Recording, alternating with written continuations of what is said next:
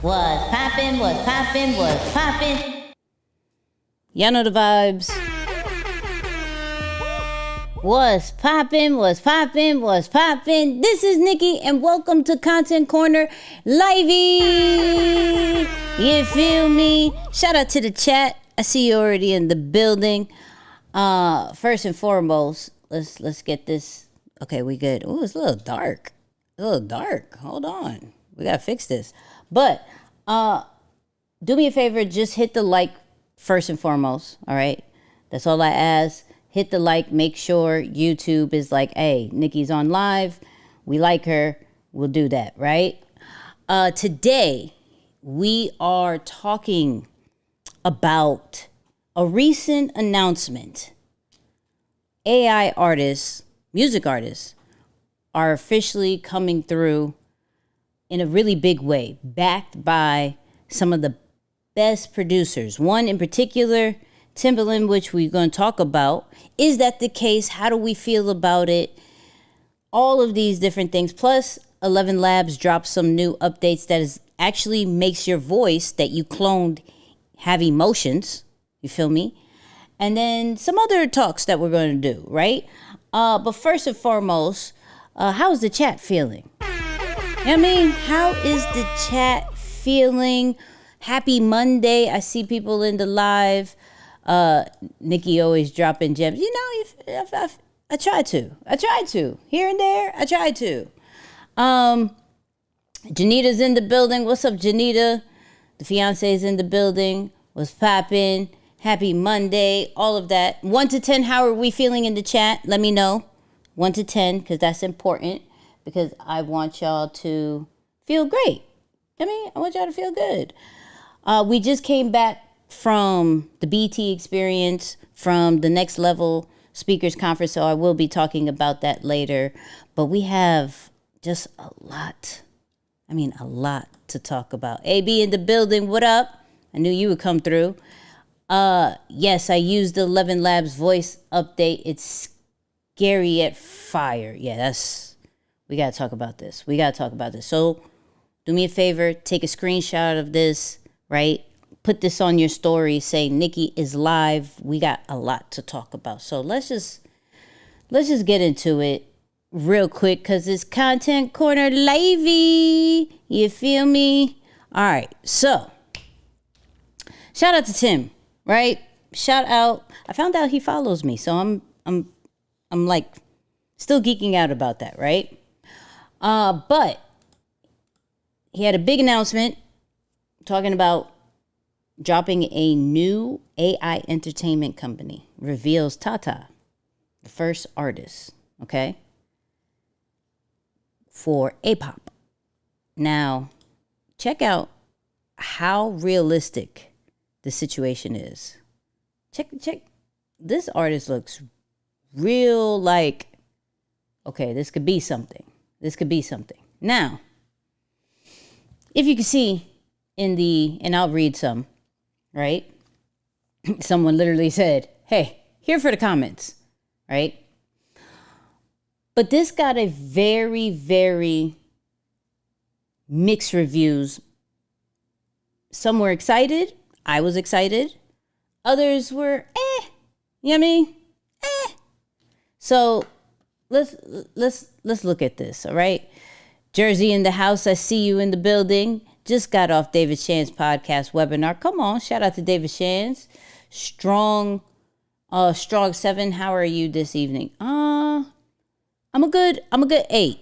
I'm recovering, and we did, a lot of travel. So yeah. What's up, Willie? The visuals is insane. That's what I'm saying. Off top, I gotta respect the visual. Right? But Young Guru, who, if y'all don't know, is a big deal, right? Maybe you're excited, but you're not a magician. No, we're gonna talk about it, like non-biased type thing, and I'll explain why I'm excited to an extent, right? So we'll talk about that, right? So Young Guru said, I'm gonna say it again. I swear I love you, bro, but this ain't it. Because you're not realizing what is going on in the world. Your voice is powerful and is way too important to do anything like this. I have students who worship you. They're going to say, if Tim can do it, then it's okay for me to do it, right? Other people are just like, nah, right? A lot of people, nah, confused, nope, this is whack. You have people on all platforms playing your music for months, uploading their genius to train your bot. Gross. No. So here's the thing, right? And in the chat, off top, just without understanding the context altogether, because we're going to go over this 4-hour live. We're not going to do 4 hours, okay? But we're going to go over this 4-hour live to give context to this announcement, okay? But I want you in the chat to tell me truly how you feel about the thought of a major producer who is highly respected in the game. How do you feel about him creating a AI artist? Okay, start dropping that. I want to have this dialogue. I'm new here. Shout out to all the new people. If you're new, say new. Let us show love to you and everything like that. So I don't see a problem with it. It will create more opportunities, more collabs, more support. It's much bigger than Tim. I respect that, right? So, once again, this got, let me see how many. This got, just alone on Instagram, not even on any other platform, 9,949 comments, which is wild. Absolutely wild. You say, I'm new to the space. I say thumbs down. Listen, I love that. Please do not spare, like, if you don't like this, if you hate this thought process, please drop this in the chat, because this is important. This is truly a space to figure out how do we feel about this, right? Let me put that on the bigger screen. I got you, Guapo. Us rappers have been trying to find a way to get around these greedy producers anyways. They think they could replace us with this whole time. Oh, let me bring that back. I didn't finish. We're going to be replace them. Do you know anything about, we're going to replace them. Do you know anything about AI making? Fair. I think it's a way of keeping money in his pockets. I remember a few years ago, there was that one AI artist and folks were in an uproar. Yeah, it's crazy. If Nine Primo, Pharrell, Kanye did this, I still think it's pretty strange and off-putting. Fair. So, let me pull it up. So, it's funny because he saw, right? He saw the reaction. And on his post, he was like, I know I'm trolling, but let's have a real conversation. I love my independent artists. This doesn't mean I'm not working with real artists anymore. Nah. I don't train AI off of y'all music. This just means more creativity for creators, okay? So off rip, he's saying he's not training the AI, right, with other people's music. Now, if we're not aware, and I don't think he's live now, I don't think he's live on let's find out. Because normally Tim is live on TikTok showing new artists, like trying to put people on all the time. No, I don't think he's live. Yeah, he's not live right now. So, what normally, and here's a highlight of what he does. He normally, every 3-4 times a week, right here, Monday, Wednesdays, and Fridays, he will listen to new artists, right? He will listen to new artists. He will, let me fix this real quick. Boop. He will critique new artists, and because of his platform, he's creating a space for new people to be put on, right? So here's an example of his lives.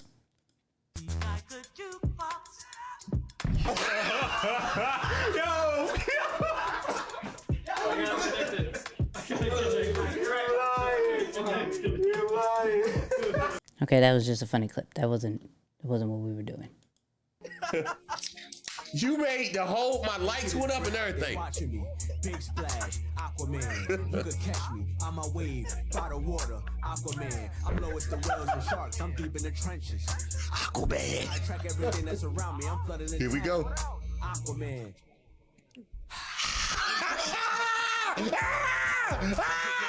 Hey, look. Your girl let me water. Look. Hey, man, I gotta give you a mission pass because. First off, whoever does his clips is amazing. But okay, I'm showing you the different clips from the live show, because what people were worried about was like, yo, Tim isn't caring about the artists anymore. People are like in an uproar, like, yo, why don't you just get a human? Why can't you do the same thing that you've done for Aaliyah and Missy and actually put that energy towards an actual human instead of an AI, right? Now, mind you, he's been doing that 3 times a week.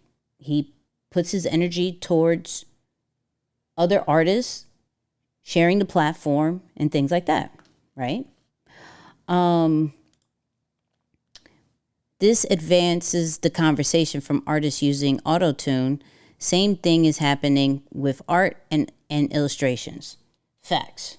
Okay. Yeah, because that's what I want to talk about, right? Because I can't speak on music.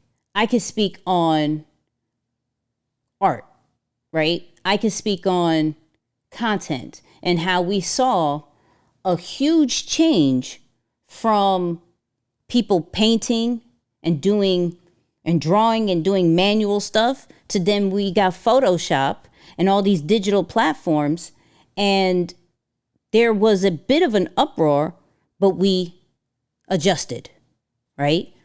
We adjusted. So I'm going to talk on that from that kind of lens, but I got my notes, right? I got my notes. We got some timestamps.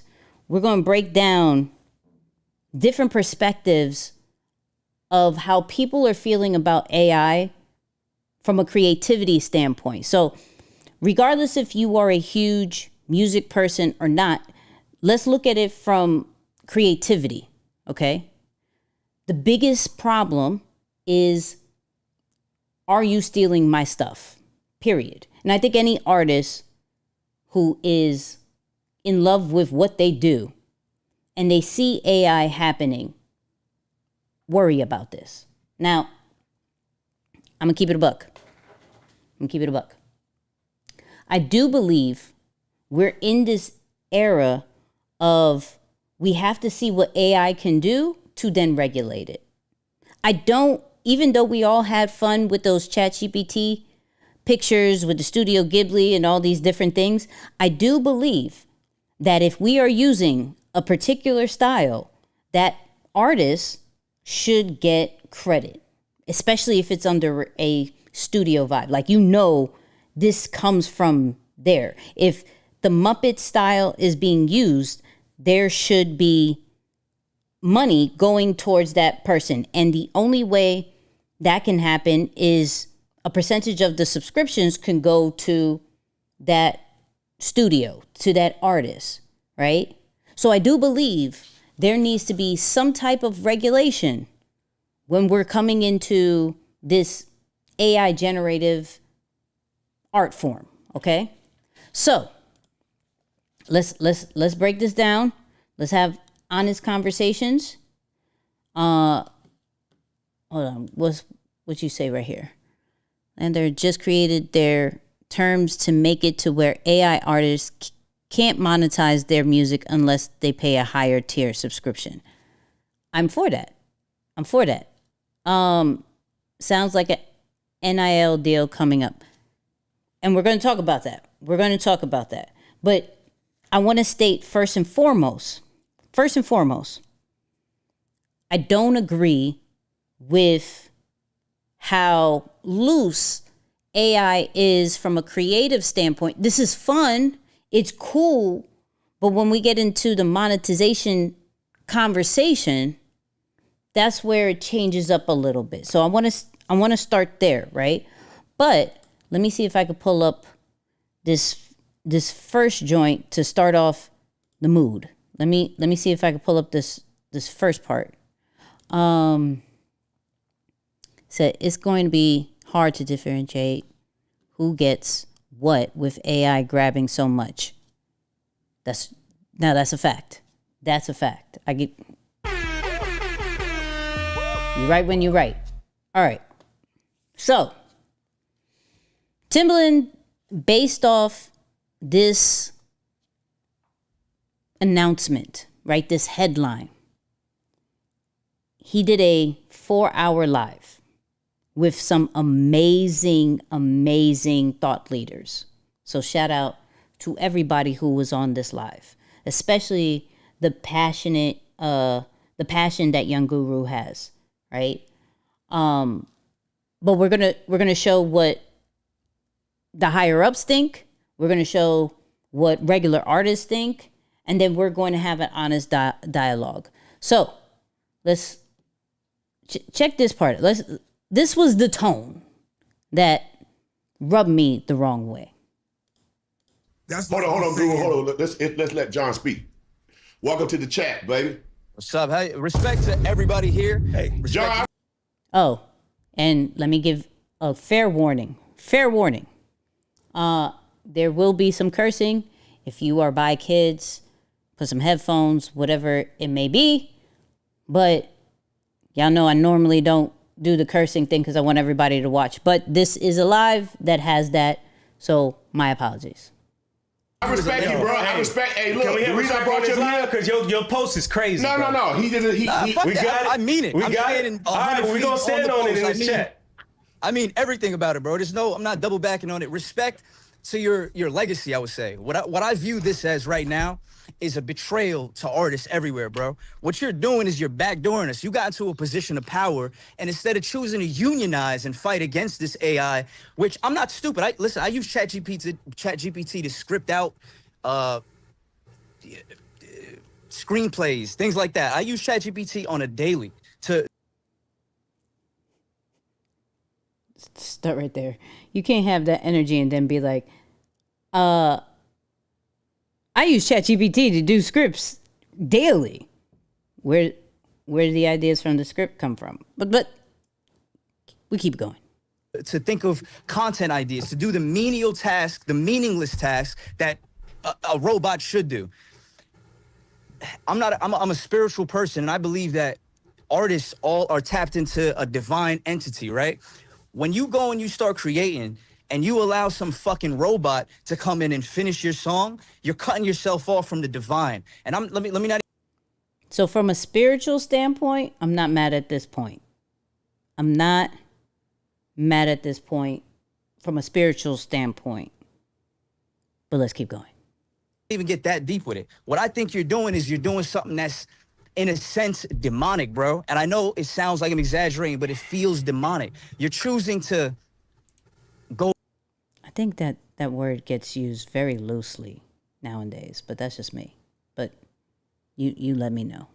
Against us all and put this robot, instead of signing an artist, instead of having someone who has a voice that you could put on and put on your platform, all these motherfuckers you had on the live, all this cool shit you were doing, you choose to go in this direction. John, did you just hear what I just did over there? I do that, John. Hey, John. And then you go. All right.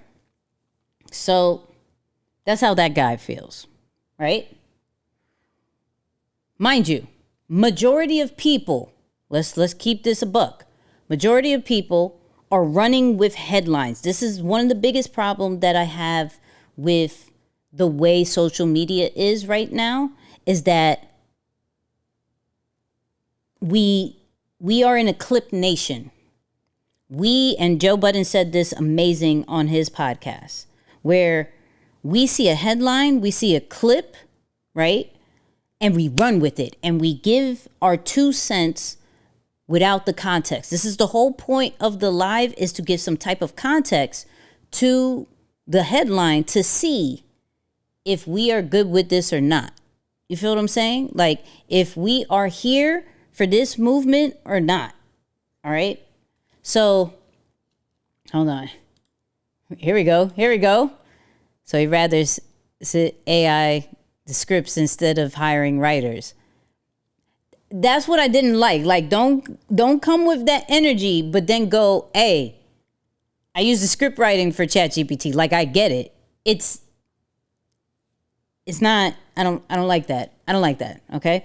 So that was that type of time where this live was going, that type of energy, right? From regular people, not necessarily from Tim's peers. Now, I want to take it back. That was probably an hour in. Now, I want to take it back a bit to how Tim uses the tool. And mind you, Tim is, I don't know if he's an advisor. I know he's not a co-owner, but I don't know if he's an advisor or something for Suno. And we've used Suno multiple times on these lives, right? But not from a standpoint of this could really be something that could be a hit. It's really something cool that I could possibly use for like my content or something like that. Nothing too crazy, right? So let's keep it moving. So let's see how he uses the tool real quick. Let me get right here. I am a partner of Suno. Some people don't like Suno and some people do. I use Suno for a tool. So as I was with them building on this tool, there are a lot of, as you build, I uploaded all my beats, how I use it as a producer tool, like a sampler, right? So it gives you personas. And what I did, I started learning more and more how to become a prompt operator. So I never trained off of, you can't train it. It has to learn you, you know what I'm saying? You got to learn how to prompt to get the best product out of this tool. So it's not about training it. It's about you learning how to work with it. You know what I'm saying? Learning code, learning like, okay, if I say, yo, I call it Baby Timbo. So if I say Baby Timbo, I need my 808 to hit a little harder. I ain't make it hit harder. The one that, like, now remind you, I'm giving it original Timbo beats. So it's not like I'm using it to generate how, I call that the karaoke side, right? I call that like, you know, mom and whatever. But I give it all my, cause you know, Guru, I got drives and drives of music. That's number. All right. So I wanted to play this part because this is important, where there's the average user, right, to what he said with the karaoke, right, where we'll say, hey, make an R&B song with high bass and boom, and it makes something, and that's what's being questioned right now, right? Is that stealing from artists at this moment? Now, Suno and record labels are having their conversations to regulate that, right? They having that. And side note, shout out to Janita for the super sticker. And we have a leaderboard. I'm gonna shout y'all out in a little bit, right? So, where is it? So yeah, so that side of Suno is a little bit questionable. And if Tim was just doing it from that side, then people could get at him. But the fact that he said, I'm using it as a tool from my own content, mind you, you heard he has like hard drives of different music that he has created. If he is taking his music and saying, yo, help me with this, help me with that, help me with this, that's different. You feel what I'm saying? That's different. Now, that's not going to be the average user. And I think when we look at people in his top tier, we can't necessarily connect with what he's doing with it compared to how we should use it. Because we may not have all the catalog. We just have some thoughts and ideas. Right? So I want to state how he is using it, right? But let's drop into probably like around 1440. Let me go boop boop boop right here. Let's start the dialogue. AI is looking at exactly, I could scan your whole catalog in a day. And I could sit there and say, what are the traits of a Timbaland beat? That's my point of my retort to what I was saying, is that I should never be able to classify you by what an algorithm is saying, because I don't know what Tim decided to do on a Saturday. You see what I'm saying? And the change in what you do comes based off of all of your human experience. That's my point, is that the computer should never be able to do what Timbaland do, because you're always going to be creative and learn and do more things. That's why I'm saying to you that you have to really think about what it means when somebody's scanning and analyzing the history of music and saying, okay, I'm going to take that. And when somebody types in and when you're prompting, all you're doing is talking to AI, and let's be specific.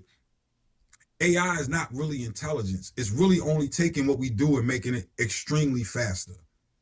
So I can analyze. So I wanna stop there. I wanna stop there, and let me know what you think. I agree with this, right? I agree with this where AI is getting to a point, and I feel mixed about this. AI is getting to a point where it can figure out the patterns of the greats. It can figure out what made them great. And so if we're talking about music artists, producers in particular, they can figure out the specific sound that they already had out there. So if you want to understand the foundation of how to create a Tim beat, a Pharrell beat, Kanye beat, where we're getting at with AI is that you can understand the foundation. You can understand what they already done. And then it goes to maybe you can add your own pieces to it. And this is where it gets in that gray line. My only thought process with this, and I would love to know what you guys think, is there's a great book that we speak about when we're talking about creating content, which is Steal Like an Artist, right? Where when we are mastering our craft, we have to take what is already out there and understand the foundation, copy the foundation to then add our own spin to it, and boom, here is our own style. I understand, but at the same time, I'm questioning why this process is a little bit different than maybe the manual way of doing it, where we do things and then teach others so they don't have to take so long to do this, right? We gone through certain experiences, certain life experiences, certain career experiences. And when we tell others, when we teach others, we want to let people know so they don't have to make those same mistakes, or they don't have to spend so much time doing so, right? And so this part is where it's a little bit confusing for me on, yes, I don't like the pure stealing part and they don't get compensated. That's the big part. If you're going to be allowed to use that style in a very easy and quick way, yes, there has to be some monetization perks, incentives for that, right? But at the same time, I am seeing AI allowing us to cut the time of what we would to create, right? Not necessarily, and we'll get into that with the video, not saying that it's still not going to take time to understand the prompts, right? And in this video, and I don't think I covered it, but in this video, one of the arguments was like, yo, a person growing up isn't going to want to learn how to do the piano or any of these things. They're going to want to learn how to prompt, right? But what is the difference as careers evolve, right? What is the difference when people used to get hired to do the typewriter and now we have phones and computers, right? I think it all evolves and we have to look at it in a different way. But like I said, let me state this.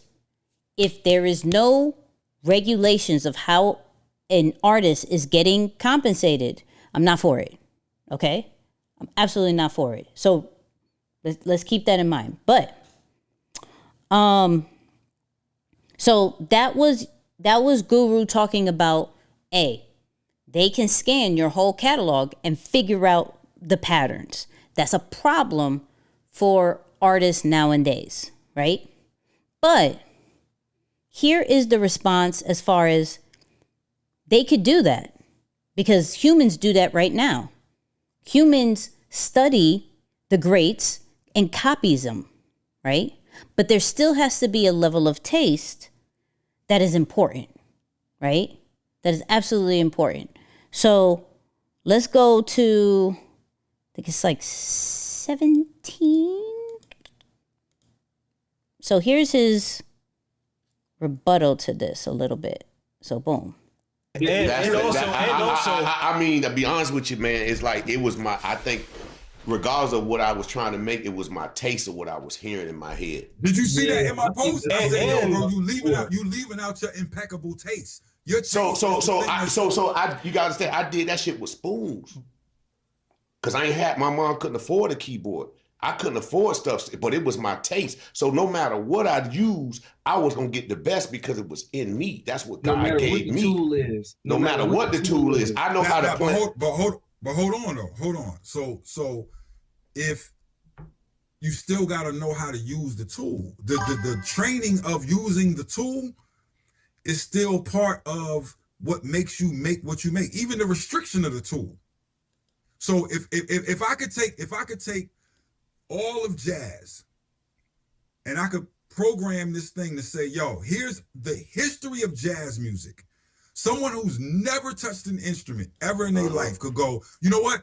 Give me a song that's 25% Coltrane, 10% Monk, 10% this person, 10%, and put. It's like you never had the training to understand. And I'm saying jazz because that's like one of the hardest things to play. Jazz players don't play for the audience. They play for themselves. They play to show off to other jazz players. Yeah. To show that you can play on that level. That's a real deep thing. Mm-hmm. So to even stand on a stage at Minton's, right? And be like, yo, we taking this away from what regular jazz is and we're going to create this new thing. You had to already have the old thing to say that we moving away from that to get to this new thing. That's what make Coltrane. So if anybody can do Coltrane, it's like when kids come up to me and be like, yo, I could play Coltrane song better than Coltrane. I'd be like, why would I want to do it? I already heard Coltrane. That's his expression. So I like that. So I like that. So it brings up a good conversation where, yes, at this moment, you could probably copy and manipulate certain types of styles, but we've seen it already. This goes back, and I hope everybody picks up this book. It was called Positioning, where we're talking about creating your own category. AI at this moment, unfortunately, is creating a lot of Me Too's, right? Like, how many baby podcast things that we've seen, right? So many. And it's like, oh, that's cute, but that's not the original situation. We will always remember the original situation, the original source of where it came from, right? People have been trying to duplicate what Timbaland has done, Guru, all the greats. They've tried to duplicate it, but every person is going to go back and be like, oh, that sounds like Tim. That sounds like Pharrell. That sounds like this. If we're talking about just content where people go, oh, that sounds like Gary Vee. That sounds like Alex Hormozy. That sounds like Eric Thompson. Like, there is a lot of people who are copying, but we will always identify, right? If we will always identify where it came from.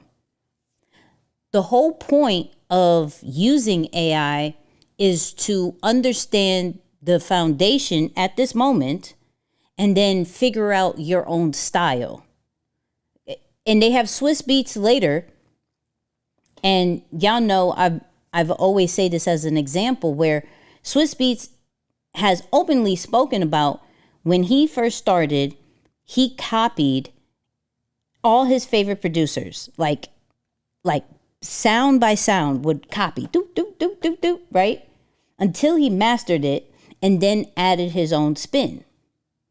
This is where we're at with AI. It's going to allow us to understand the foundation, but we have to give our own spin to it. And this is what Tim is doing as far as, yo, I want to use it as a tool. This is not my end all be all. This is going to be my tool, right? So I wanted to point that out, but let's keep going. Let's keep going. And shout out and listen, shout out to the chat, cause y'all active. Y'all look, I like this one. At some point there won't be an original with AI. Yes and no. Yes and no. Hear me out. Down the line, could AI think for us? Possibly, right? We're not there yet. I'm only going to speak of the now, right? But at this moment, it could only remake and manipulate what is already like in the system, right? It cannot give me an original thought. It can ask me questions to give me a different perspective that will trigger an original thought. And that's how I use it. That's how some other people use it, right? Maybe with this tool, when they're talking about Suno, maybe it can trigger a certain sound that can inspire another artist, right? Maybe. But we will get sick and tired of the AI noise and the AI look because everybody's going to be doing it. It's just new now. So people are excited about it because they've never had this spark of creativity. Then, like, this is the time for that. Before, they didn't have these resources. Before, a lot of people thought about, yo, I'm not creative at all. So, this nothing's original is a program. But if we think about it, a lot of the things that we're inspired about is any of our ideas super original? Or have we been so inspired and influenced by all the things that has come up, we found different lanes that makes it stand out, that makes it original, right? But all of us have been inspired by something. You feel what I'm saying? But I digress, as my friends would say. I digress. I mean, so, all right, let's keep it moving. Let's keep it moving because there's a lot to talk about. So I got this other point. 24, like around here. In a nutshell, is like, it's like money. Money's not good or bad. It's how people use it. You could use money to do the most devilish thing, or you could use money to do the most righteous thing. It's actually understanding that the tool has no polarity. It's not good or bad. So when you introduce a new tool, obviously people are going to reject it, right? That's why I brought up this point of the Luddites. Like, so when people was doing things by hand and then people made machines, it was like, yo, what happens to my job? And people don't see that when we went from sort of like an agricultural, existence, like we just grew stuff, we traded off with each other. This is before money existed, right? We traded off with each other. Then we had gold and we had all that. And people said, yo, okay, it's too much for me to carry my gold around. I need a promissory note, right? I take this gold, I put it in the bank, I get a promissory note. That promissory note is what everybody respected and said, okay, he got this much gold, so I give you a piece of paper. The paper ain't worth nothing. The dollar is a piece of paper, right? It's supposed to be backed by gold. I'm getting all of this to make a point to say that there's always going to be human beings moving from one space to another. What I'm saying that now with AI, we are moving to a space where we are getting out of capitalism and we're getting into techno-feudalism. And we're getting to a space where we're creating so much space in between the haves and the have-nots that you're actually leading into more people being broke and just this small elite group of people owning everything. And that's the problem. I like this point. I like where he's going with this. I think it's our responsibilities to continue to level up, right? If technology is moving so fast, if we've seen this happen time and time again in different scenarios, then it's about how do we, in what we do, in what we love, and what makes money for us, how do we evolve? Instead of this is wrong, this is wrong, this is wrong, how do we evolve? How do we come together and we say, yo, this part's right, this part's wrong. This ain't it. But I can see where this is going, right?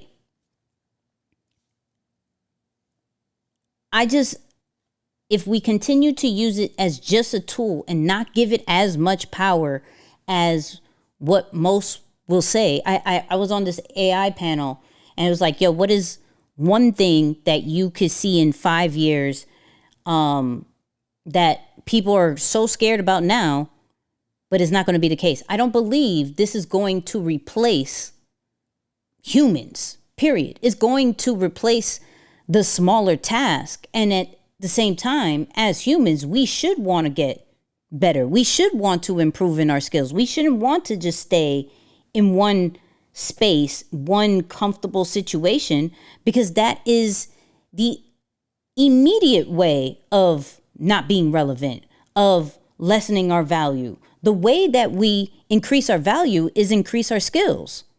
So how do we take these AI skills and combine it with our manual skills and create something amazing, right? So I agree with what he's saying. It's just like, how do we evolve? Why are we accepting that humans won't evolve kind of vibe, right? We say in about 30 years or less, we're able to just think of a song, movie, and record it using Neuralink. Matrix say, I know Kung Fu. That's true. Wait, first of all, you're not going to speed past that like you didn't just say It's what fact. you just said. It's a fact. It's a fact. It's a fact. All right, let's keep it moving, because I do like the next point where, how do we protect? Right? How do we protect? How, like, the whole, our sound, our voice, how can that be part of NIL, right? So let's go to like 39. Yeah, I got the timestamp, so y'all don't have to. I got the timestamp, so y'all don't have to. That be in the terms and conditions. Think about it. The voice has to be added to NIL. Name, image, and likeness. It has to be added. It has to be. That's when Tim said, what are the things, when we in this thing of like, what are we asking for? Because we know it's here and we know it's not going nowhere. How do we shape the law? How do we look at the problems? And I'm not like I'm not a populism nigga. I'm sorry. I say the word nigga. Y'all, I hope y'all understand what populism is. No. But let me say something. I'll look at somebody in the chat say, okay, go ahead. And y'all two know me. Somebody said, Timbaland be up here stealing people music and training people music. All right. We'll get into, he said it earlier. He's not, but let's keep going. We already addressed that. Yeah. No. Guru, I think I did, but it's me. Like, go no. But it's me. I'm here to upgrade you. Why would I want to train off of something that I'm helping you get better on? I have my own music. I can't train something that I don't own. I don't own, like if I had an AI company that you can upload, I can train you. I can't do that. You still need millions of songs. Yeah, I can't train you. I can just listen to your music. I can't do that. I can't. I think you need to make that point. Just saying. I do like that. How can we add the voice to NIL? How can we make sure there's protection? And this is why I like this conversation where how do we protect ourselves as artists, right? As creatives, because all of us are creating something or want to create something, and we don't want to worry about somebody just taking it. Some people don't even post because they're worried about their ideas being taken off top. Now this takes it to a whole new level. So I do like what Guru is saying is like, yo, how can we add our voice to the NIL situation? All right, so that was a good part. Now, let's talk about more angry people. Once again, I'm sorry about the cursing. If, on these lives we don't. But I found another angry person about these headlines, okay? And we're going to cover if this is actually going to come true or not, okay? That still hasn't been talked about. He hasn't really gone in on, like, what is the real situation. But, yeah, another angry person. Shout out to the angry people. 1 year, all right? Okay. I wasn't doing music before I was MMA fighting. I didn't think about doing fucking music. Now let me move. I was like, nah, my doctor's like, you gotta stop fighting or it's gonna kill you. I was like, all right, well, what do I do now? And it was my girl that says, I love the music you write. Why don't you try it?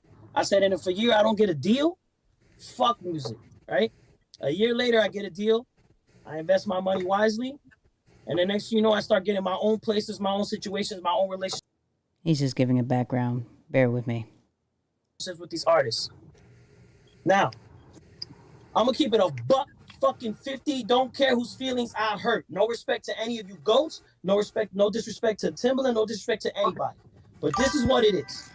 We need to stop the fuckery and devaluing our shit as musicians. Because once upon a time, a long time ago, you had these guys that used to build cars. And then the CEOs came down and was like, you know what? We're going to build a machine to help you. Don't worry, it's a fucking tool. And it's like, okay, cool, we could use the help with the labor. Then they started putting more machines in that bitch. And then you know what happened? Real people lost their jobs. Yes. Real people lost their values. I'm going to explain something very clear. Y'all used to talk about making this kind of money back when y'all was big producers and shit. But y'all also devaluing yourselves the minute that we started streaming shit, getting fractions of a fucking penny, and we over here fighting for percentages because this label or this industry puts y'all in a position in a little cockpit and say, fight for those pennies. Because y'all decided to give it away for fractions of a penny and devalue yourselves. I'm sorry, no offense to the goats, but y'all. Okay, it's too angry. It's too angry. It's too angry. Too angry. Okay, all right. So, I get what he's trying to say as far as the factory situation. Yo, we have a tool. Like, I like what he said with that. Like, using that example. In the car industry, with the factories, they said they had a tool, but at the end of the day, it laid off a lot of people, right? I get it. But those people adjusted too, right? And this is where there is going to be an uncomfortable shift that's happening, right? There is an uncomfortable situation. There's an uncomfortable shift. So some people bounce back from there. Some people didn't. That's where we have to figure this out as a collective. If this is where it's going, and this is the great part about it, we're seeing where it's going. We covered, I think, on the live how 9-to-5s, like big companies, are now saying, hey, We're going to measure your work effort, your value based off how much you use AI. We're in a really interesting time that we're given a heads up. Like, yo, this is happening. You either get with it or get lost, right? I didn't necessarily like the stab of like, you guys allowed Spotify. Sometimes it's definitely a higher up situation that we can't control. There's a lot of things, regardless of how much money we have, regardless of if we are our own boss or whatever, there's a lot of things that still is out of our control. It's a matter of when we do know about it, and if we all collectively don't agree with it, then we can make a difference. But to just, I mean, AI is here. What are we going to do? We just got to figure out how to regulate it and make it fair for everybody, right? But I'm not mad. Certain artists are very passionate, as they should, right? As they should. But what is the solution? That's the whole thing. Like, what is the solution, right? Now, is it a money thing? Are these people mad because is it a money thing? Because the biggest issue that if you follow the music industry is them saying, yo, there's no money in this music thing anymore. So they have to figure out different avenues of how to make it, right? Guru spoke about this real quick. So let me get up here and get to that timestamp for y'all. Told y'all. Now we're already like 2 hours in it. We're already 2 hours. So I think it's about here. Yeah, I think it's here. Is this about money? Is this about money? I can show you how to get money without the music business. You can get money doing a whole. If you tell me you made $1 million off of whatever Tim did for you, I can show you a whole bunch of places you can put that $1 million and it'll flip. It ain't about money. It's about human expression. It's about us being organic. It's about us not giving our shit over to computers. That's what it's about. I can show you how to flip that $1 million into $50 million in 2 years. Jay? It ain't about money. I like this.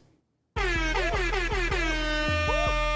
like this because I do believe that we do need people who keep the essence of human expression.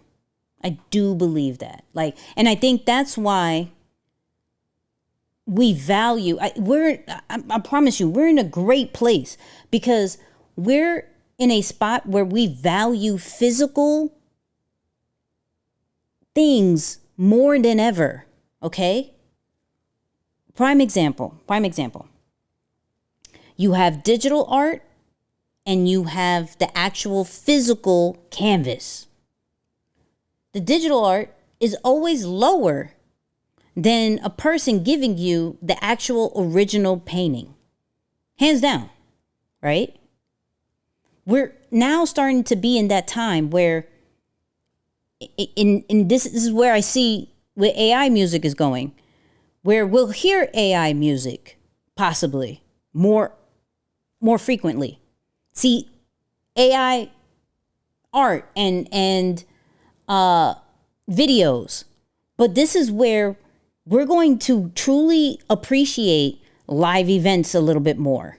We're going to truly appreciate the physical copy of certain things. We're going to appreciate holding something and experiencing it live more than ever because we know this part, there's something missing.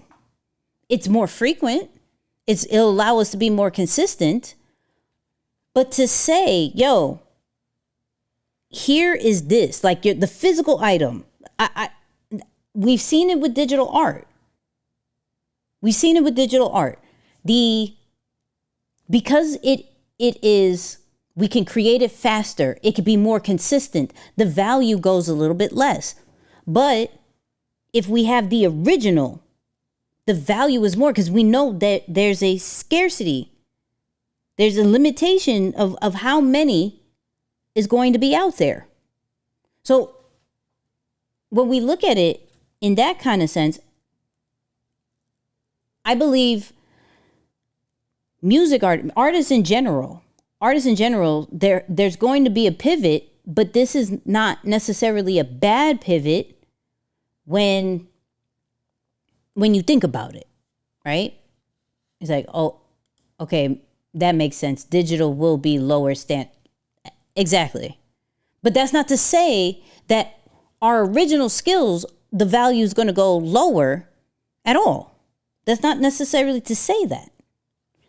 Like, who remembers NFTs? Yeah, I remember that. I spent a lot of money on that too. I spend a lot of money on that too. But let's keep it going because I want, I got to get a female perspective on this as well. So let's hear what she has to say. About money, Guru. I know you were talking about money, but really it's like, it's not even about the money. It's about the fact that we're conditioned to not value ourselves or our music. And we're so comfortable living in this area where we're just doing what we're told. And then we have to think of other ways, like building pipelines, like selling merch and building worlds and doing all of this other stuff. And we can't fight for ourselves and look, I started piano when I was 2.5 years old. By the age of 9, I was practicing 6 hours a day to play a Bach fugue. And I went on that stage and I did that. And to this day, I'm 44 years old. I have put in 30,000, 40,000 hours to perfect my craft. And here we are like talking about AI. We cannot fight it. We cannot fight against it. But however, we can be responsible. We can be responsible with the way that we use it. For you, for me, for all those other kids that are also practicing and producing or writing or playing that bass or whatever it is. I'm asking for clarity. I'm asking for transparency. Once again, I love the passion. I love took me umpteen many years to learn this and do this. And I do believe that if the tool, whatever tool it may be, could be very transparent about the source of it, right? I think we wouldn't have these types of conversations because the information's already out there. And then this is the problem with any tool, not just AI tools, just any tool. There isn't full levels of transparency of how they're able to do what they do. And that can be, let's say, they don't want to give out their secrets and all of that, whatever it may be. But in this time frame of confusion, of misunderstanding, the more people are transparent, the better. The more that these AI tools can educate and allow people to know exactly how to use the tool and how to use the tool correctly, then we're good. The biggest problem, and I can say this from a person who uses a lot of these tools. The biggest problem is that they do not have people who correctly speak on how to use the tool. Any of the AI tools. If there were companies, AI companies, that would spend the time on different influencers, different users who they know that have a platform, and be like, look, we have a tool and we know the panic that people are going to have if we put this out with no information, with no guidelines, with no transparency. If we teach you guys, here, speak on these things, let us address it, come back with what the feedback is, and let us address that, right? I think this would be a different situation, right? I think this would be a whole different situation.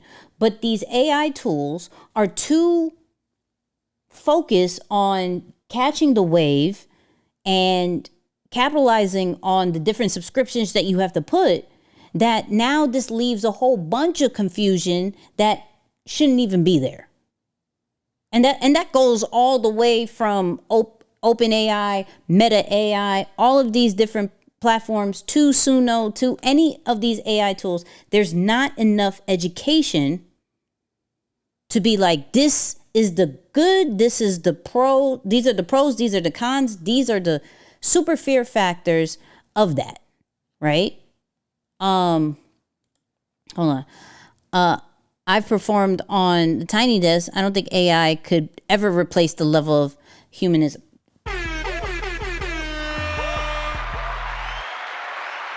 Listen, but that's my whole point. That's my whole point. With so much music, content, period, we're going to value the live performances, the live experiences, the physical products just more. You feel what I'm saying? Just a little bit more. What I said on Tim's live was the AI sounds great for background vibes, but if you create a virtual hit song all done by AI, when people desire, hold up, let me bring it back. When people desire to experience that artist live, that's where it dies. That's a good point. That's a good point. I feel you. So, all right, let's keep it moving. Let's talk about the real reason why he did those headlines. Okay, so remember, this whole conversation, if you're just jumping in, this whole conversation started because there was a headline that Tim is dropping a AI artist. Now, first thought, I'll say this, first thought was, this could be cool because this will allow Tim to have the exact sound that he wants. My only concern was, how was the voice being trained? That was my only concern. Not the music, because I knew he was a music producer. He wasn't training the AI off of somebody else's music. He has music. My concern was the voice. How was the voice being trained? Who was that coming from, or how was it being created? That was my whole situation, right? Come to find out that this was just a headline, okay? This was just a headline. So if we move to around, I think 313, let's go over right here. Do that. No, I would say he's right, and I think that, like, I gotta cook. I gotta see what's out there. I can't. Y'all can't throw the stones. Let me cook, because that's why I'm here. Like, what do you want? What do you want me to do? But don't stop me for cooking. Don't judge my cooking, my recipe. You ain't even taste the pie yet. Like, you don't even know what I'm gonna do. I just put something out there, headline. The headline really is for this. Right. In our culture, to have this conversation about AI as a whole. Yeah. Right. Because we're not talking about it, and we're going to get left behind. I'm telling you. That was my whole point, Tim. And stay with me, 19. And I'm just like, yo, okay, if consistently in our culture. Real quick. The fact that it's like, we've jumped on so many different conclusions, and it's like, yo, I you don't even know what I'm using this for. Like, let me figure out what it can do. What are the possibilities? What are the limitations? Let me see what it can do. It's like, let me rewind that, because that's just an important part. Like, we're judging, not in here, right? Not in here, because I've been reading the comments. We've been really open with our conversations, and it's been really good conversations. But right here. Y'all can't throw the stones. Let me cook, because that's why I'm here. Like, what do you want? What do you want me to do? But don't stop me for cooking. Don't judge my cooking, my recipe. You ain't even taste the pie yet. Like, you don't even know what I'm gonna do. I just put something out there, headline. The headline really is for this. Right. In our culture, to have this conversation about AI as a whole. Let's not skip that. Let's not skip that. The fact that he had to make a headline for conversations, so he can understand. And like I said, I'll drop this. Let me drop this in the chat where you can get this this live, right? Because it only got 13,000 views. Mind you, it's a 4 hour joint. But I do believe more people should watch this, right? I do believe more people should watch this. So the fact that it took almost like some fake news, because he already said, yo, I'm not signing an artist. I'm not doing any, like, I can't sign the algorithm. That's exactly what he said. I can't sign the algorithm. But what I did was wanted to have these conversations and bring great people together so we can understand where people stand with it, what we can do with it, what are some of the solutions. So he gathered, and shout out to 19 Keys, shout out to, I think his name is Rocky, the guy in the bald head. He dropped some fire situations. Shout out to Guru, Ray Daniels, who was also in the building. There was, and the two angry artists, well, and the female. Shout out to her, because she was calm. I liked her, right? Wait, you can't sleep on Tim's beats. Listen, Tim is a GOAT. Tim is a GOAT, okay? Tim is a GOAT. But if we're being honest, there needs to be more conversations going around what do we worry about AI? How do we lower the risk? Is it possible to lower the risk? And if it is, who needs to be in charge of that? I love how Guru kind of put it on 19 Keys, where it's like, yo, me and Tim will figure out exactly what is needed. If you got to be the voice for the culture, be the voice for the culture, right? Get the people who need to be talking about this AI conversation to make it fair. And that's the only thing that we're talking about, is how do we make things fair, right? So let me put my little QR code. If y'all want to add to this, right? If y'all want to add to this, put a video, like I dropped a link, and plus the QR code is right there. Boop.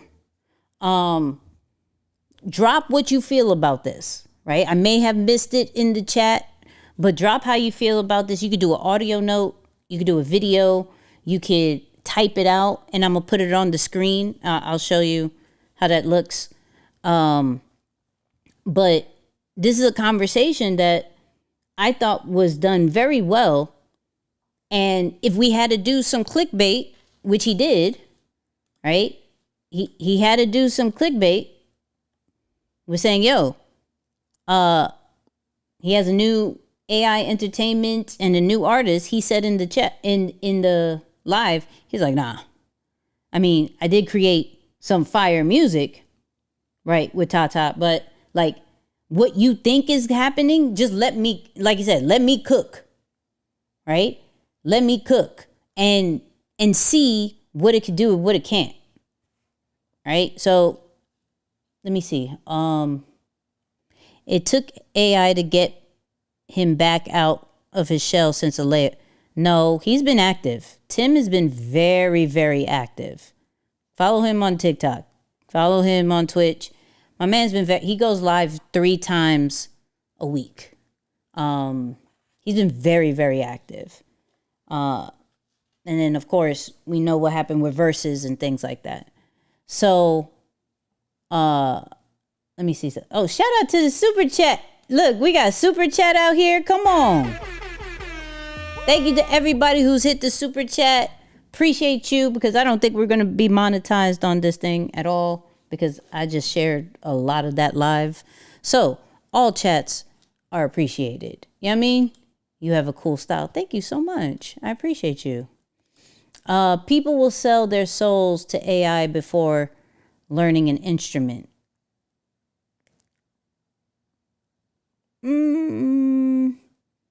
So what's the difference between that and, let's say, those producer software like Fruity Loops?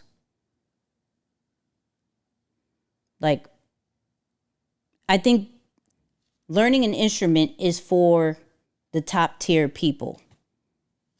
There's only even now a few selective people in music right now that know how to play an instrument. Others have used machines and softwares, and it doesn't lessen their value. They just know they work with what they have.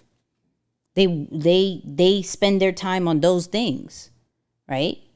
But that's just my opinion, right? I don't think it's selling their souls. I think it's maybe that's what they have. No, not for you. We all use that. You feel me? Shout out to the super chat. I appreciate you. I'm just saying, there is software out there that I know people have not touched an instrument, right? They haven't. But we look at those people who do the instruments, and we look at them with such high regard. You feel me? We look at them with such high regard. We look at them like, yo, if we wanted to sound a certain kind of way, we're grabbing that person. That just increases their value. That's an amazing thing, right? Hold on. Not buying what Timbo is saying for real. He is also being sponsored by Suno. I believe there's some compromise on his part. And that's fair to say. That is absolutely fair to say.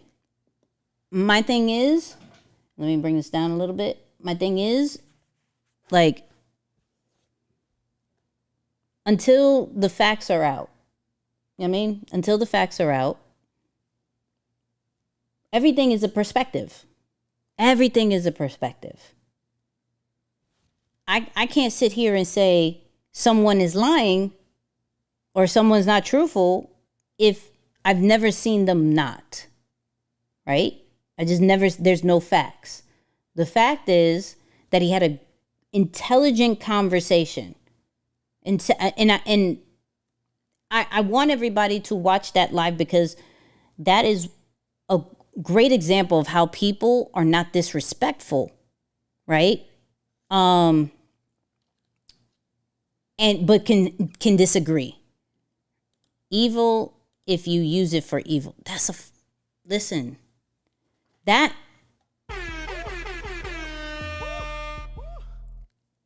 we're not going to sit here and act like AI won't be used for bad. I'm not gonna sit here and be completely ignorant for that, right? That's anything.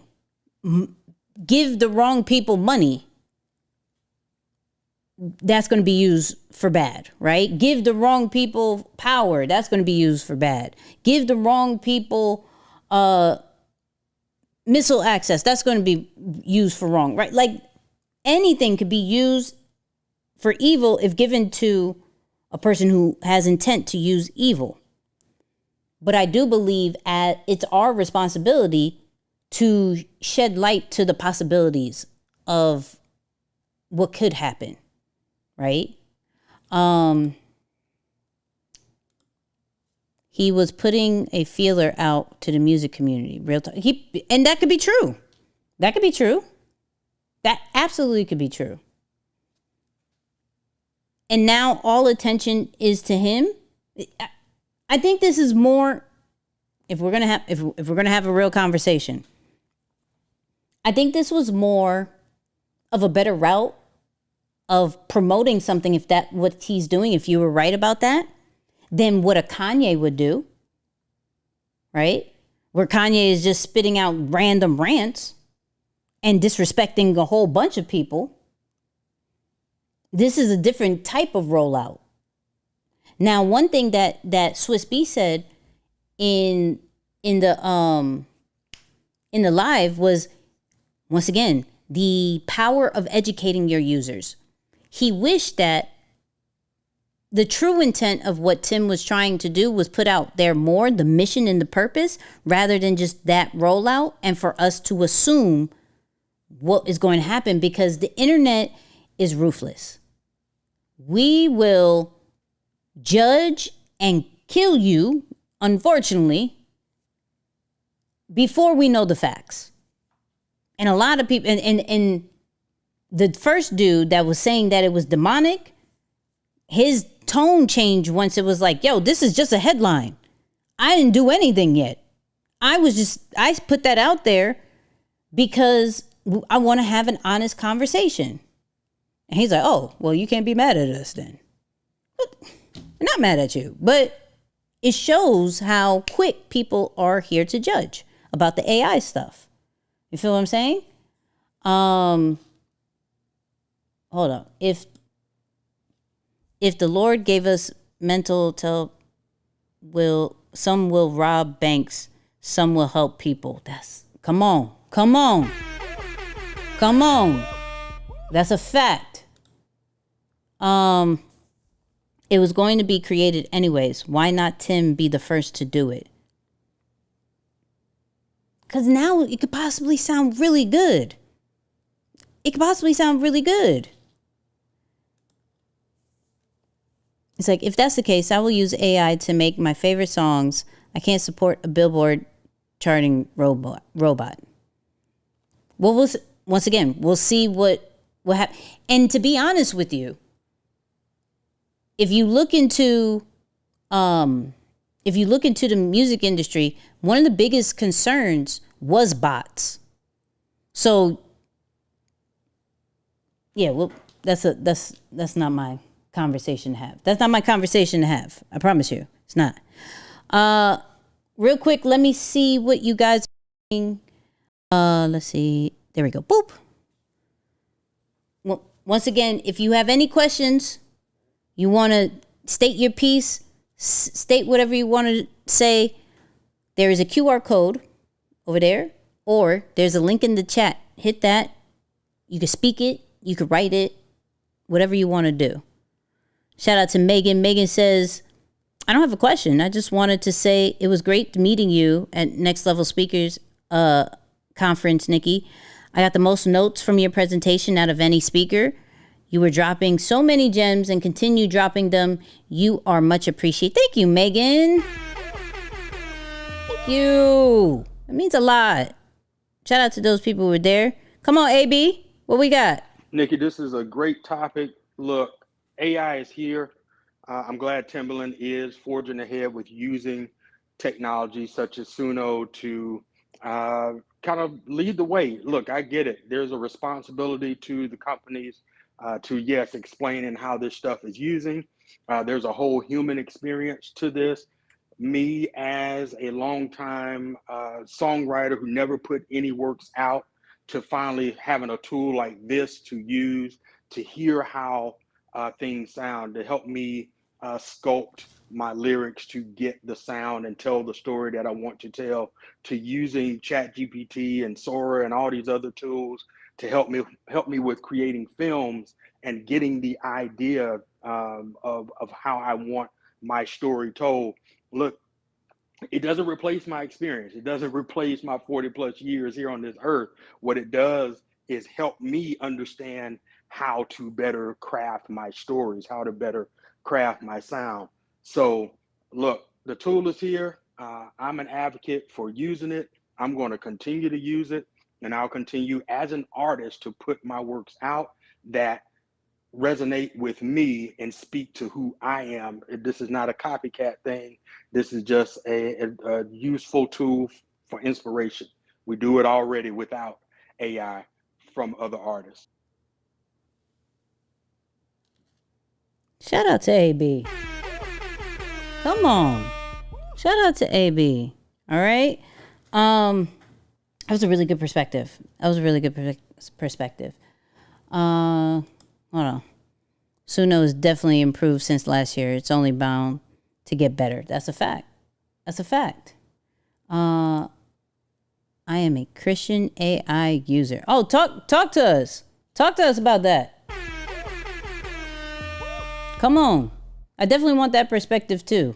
Because like we heard earlier with the whole demonic thing, like I said, I just think that's used so loosely sometimes. I get it to an extent, but I do believe we have to evolve with tools, and our purpose and skills that we were given by the higher power is going to evolve. He's not going to erase it just because there's this tool.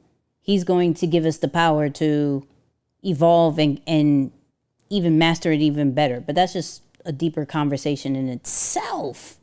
You feel me? It's evolution, like sampling is an art form. You still need to know how to prompt the AI to get what you are looking for. Quincy Jones never played a note. Oh, hold on. Bring that back.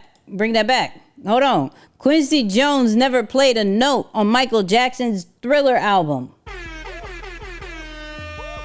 You feel me? Is it? Shout out to y'all. Shout out to y'all. You feel me? This was a great conversation. I am not done, though. I am not done. I will say, and I'll say this. First off, drop some fires, some lines, your favorite emoji in the chat, just because you guys have been killing it in there. Okay, so y'all deserve all the flowers on this live right now. Everybody that's sharing it to your stories, sharing it to somebody, y'all need all the flowers, right? This is just an example of how important it is for us as a collective to share what is missing in this new AI era. And so we can find the solution, whether it is a video, whether it is a panel discussion, whether it is a new tool that it breaks it all the way down. But I'm not even mad about the backlash. This just shares where we are, where the biggest thing isn't, let's say, the negative side. The biggest thing is there's no transparency or education and knowledge to answer these questions, to calm certain people down. And there isn't enough people talking out of, hey, we hear you. That is a concern. Artists' music is getting taken in certain AI tools. I forgot what tool it was that was saying, yo, like, click here if you want to opt out of training the AI of your videos. I forgot what tool it is. But now these tools, I think one part is going to be having that as a required sign up process, an onboarding thing. Do you want, just the same way for like my Apple users where you pick if you want to be tracked or get certain ads, or you don't want to allow that, I think we're going to get to that part when it comes to these AI tools.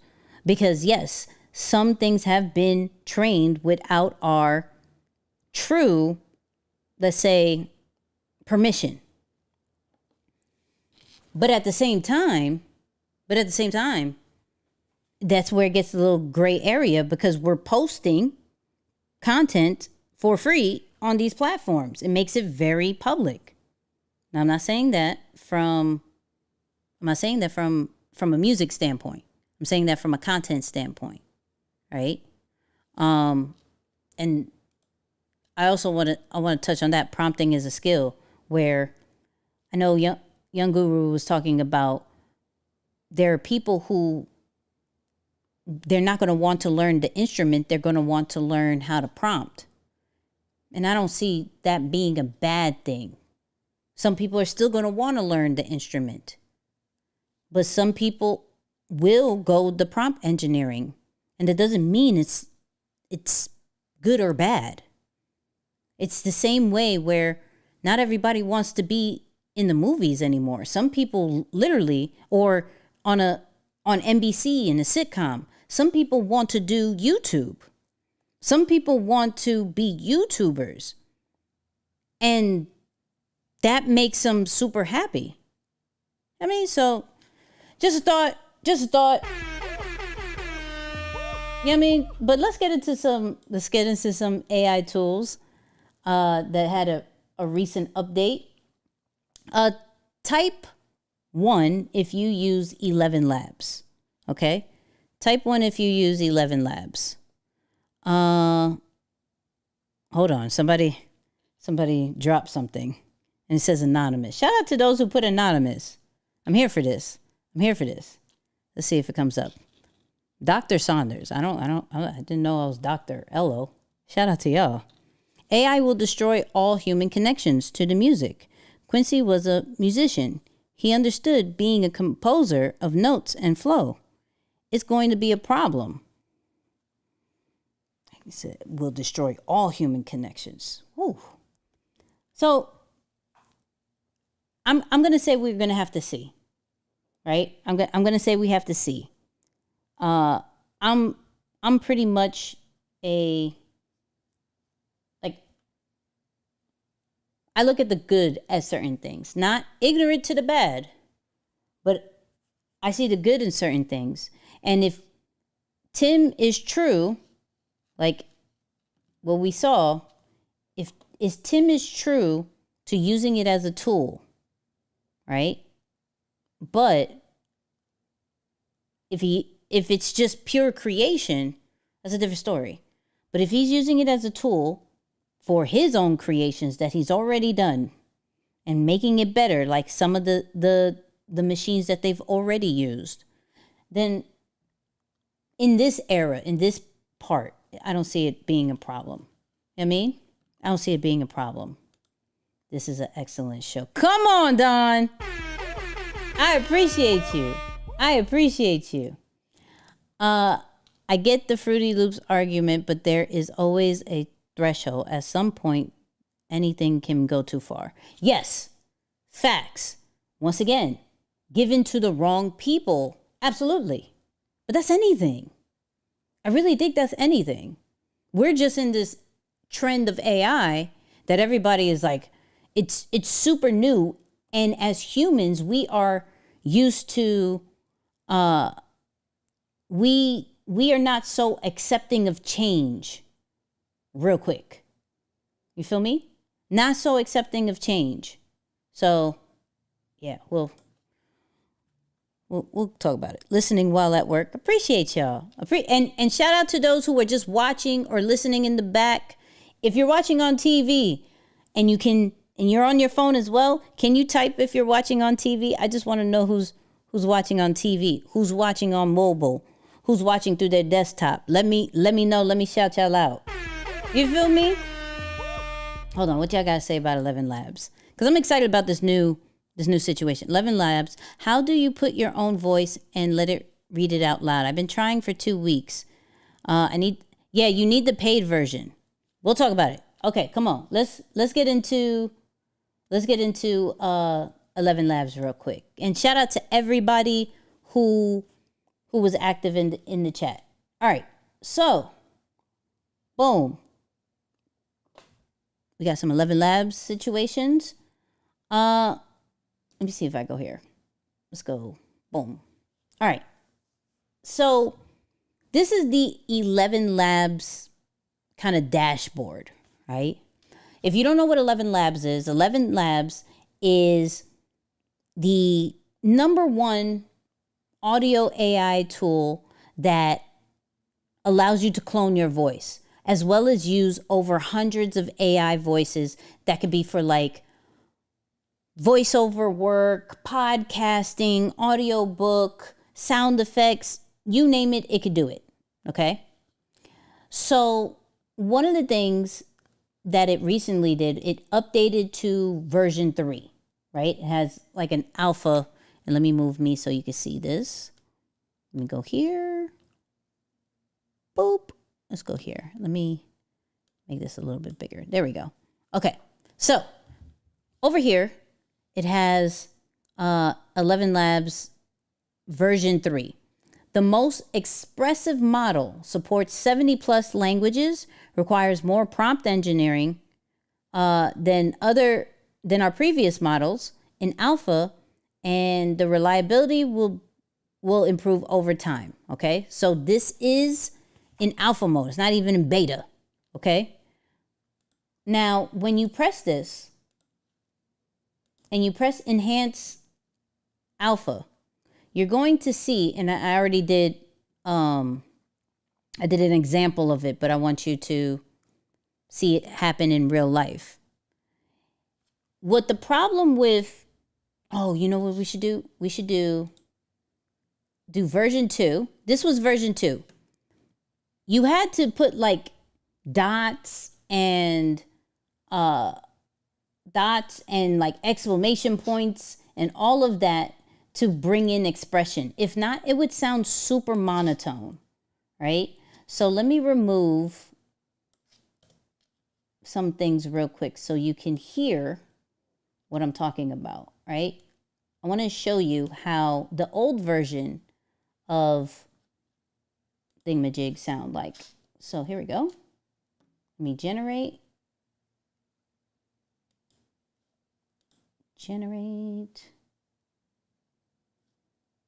This weekend overall was a success, but the BET experience is something I think can't believe I did.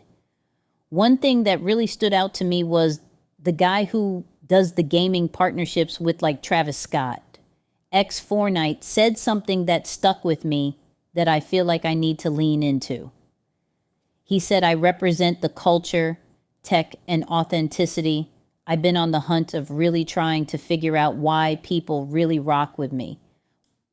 So that's, and take a screenshot of these settings real quick, because when you clone your voice, because you're able to clone your voice, there's still some settings that to make it sound a little bit more authentic to your voice. So when you're in version 2, you're doing speed at 1, have stability at 50, similarity at 75%, and speaker boost, which is on 0 style exaggeration. So that was a text that I got from one of my journal entries, and I just put it in there to see how it sounds. Okay? So let me know, like 1 to 10, what'd you think about how that sounded like me, right? So now when we go into version 3, this is where we really have the expressions. So you're going to see, it says chuckles, it says thoughtful, pensive, satisfied, and wondering. So you heard what that sound like. Now, let me generate it and let you hear. This weekend overall. Hold on. Bring it back. This is it does 2 different generations. So you can hear it. So here we go. This weekend overall was a success. but the BT experience is something I think, can't believe I did.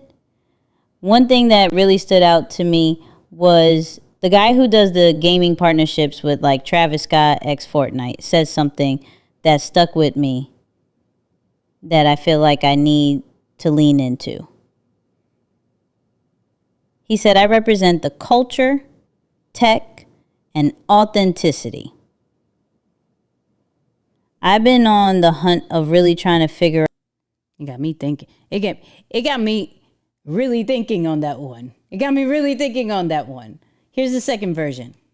This weekend overall was a success, but the BET experience is something I think.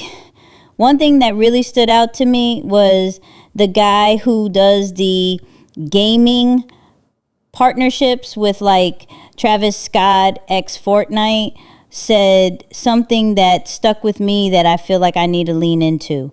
He said, I represent the culture, tech, and authenticity. I've been on the hunt of. This got me breathing like I'm big. Wow. Okay, let's redo that. Let's redo that one. This weekend overall was a success, but the BET experience is something I think can't believe I did. One thing that really stood out to me was the guy who does the gaming partnerships with like Travis Scott x Fortnite said something that stuck with me that I feel like I need to lean into. He said, I represent the culture, tech, and authenticity. See, that one was pretty good. We'll do this one next, and that's it. This weekend overall was a success, but the BET experience is something I think can't believe I did. One thing that really. No, that one sucks. Okay? But that's where we are right now with the cloning situation. That's where we are, and let me put me back here.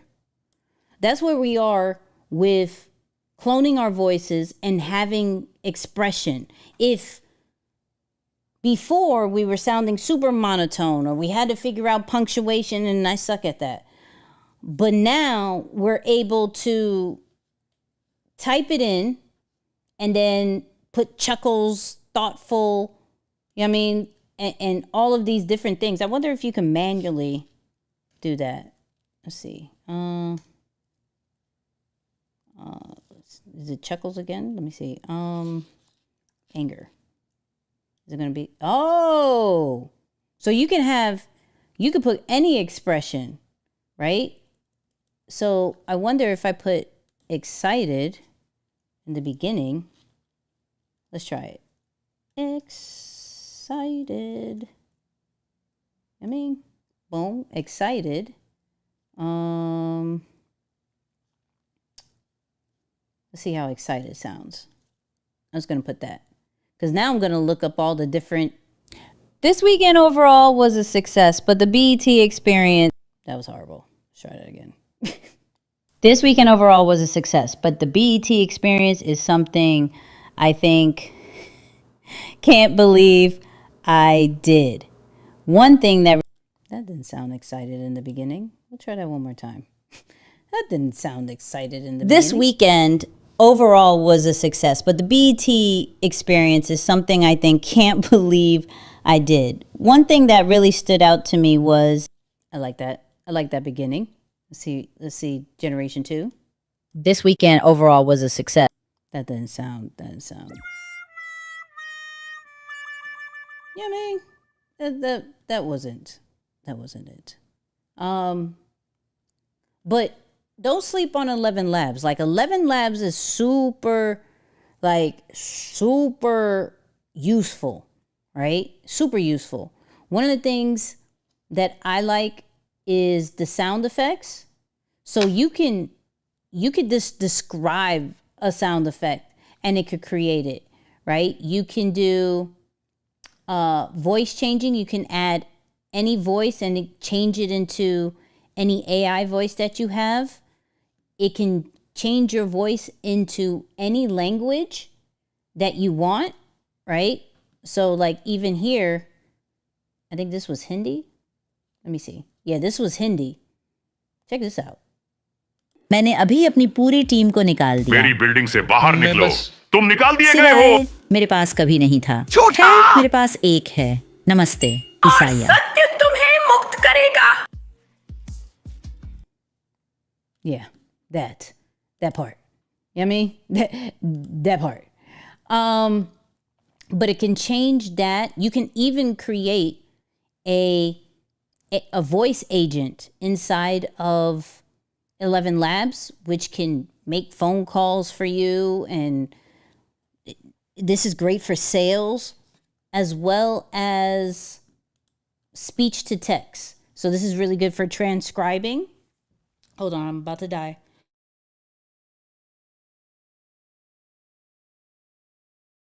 Oh, that was a close one. Anyways, so like you add a video. So I added E's video and it transcribed the whole video. And this is all through 11 Labs. What mainly people use it for is the AI voices and the cloning, which is extremely good. But all the things that it can do as well is really fire. Now, let me share the prices. Let me see if I can find that. Can I just do, let me see if it could do it without. Okay, cool. Pricing. So, pricing is literally $0 to start it off, but to clone, it's the $11 one, right? Or if you want to pay monthly, $18. That's where you could do the professional voice cloning. And then you have the $5 starter pack or the $100 one, and then it gets crazier as you may need it. But one of the let me share one of my favorite things from having a subscription with 11 Labs is actually its reader app, right? So with this subscription, you're able to turn your favorite blogs, your favorite, I don't know, emails, whatever you may be, it can now turn into an audiobook or a podcast. Let me share what I mean by that. Let me share what I mean. Is it on mobile? Not the actual voice cloning, but this part is mobile. So let me pull it up first. 11. Okay. Hold on. Boop.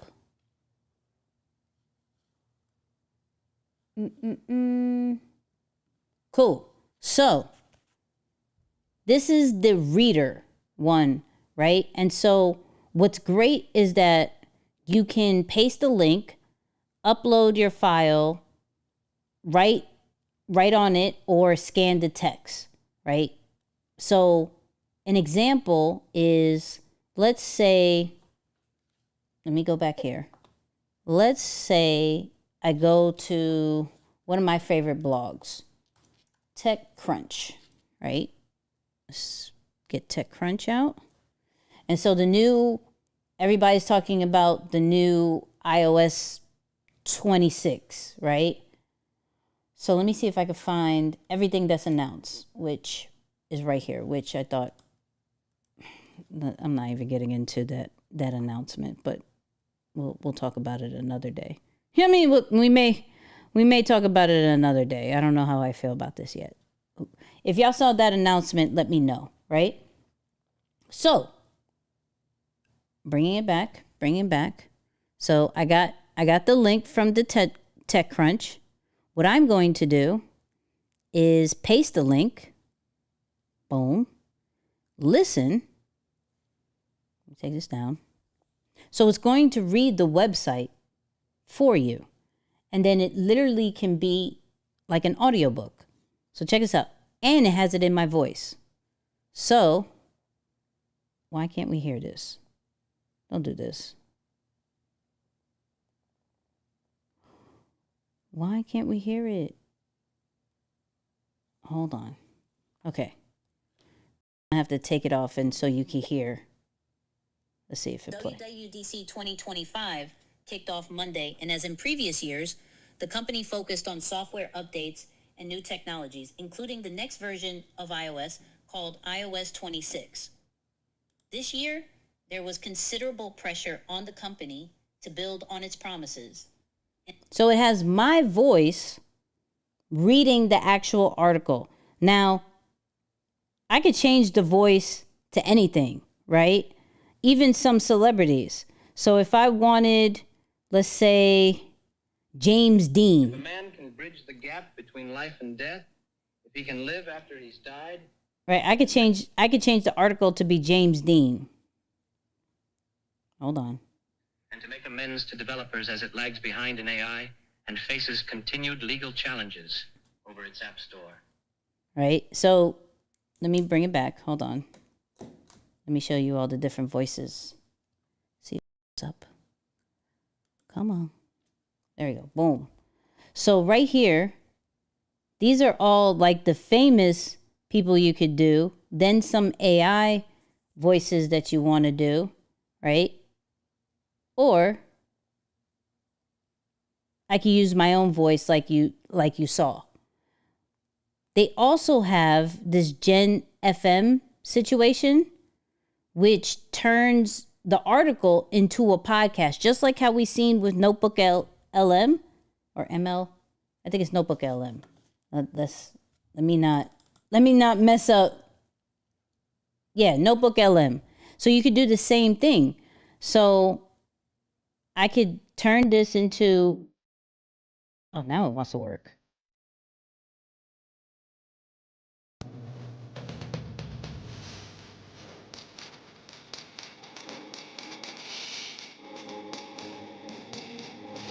Okay, with the sound.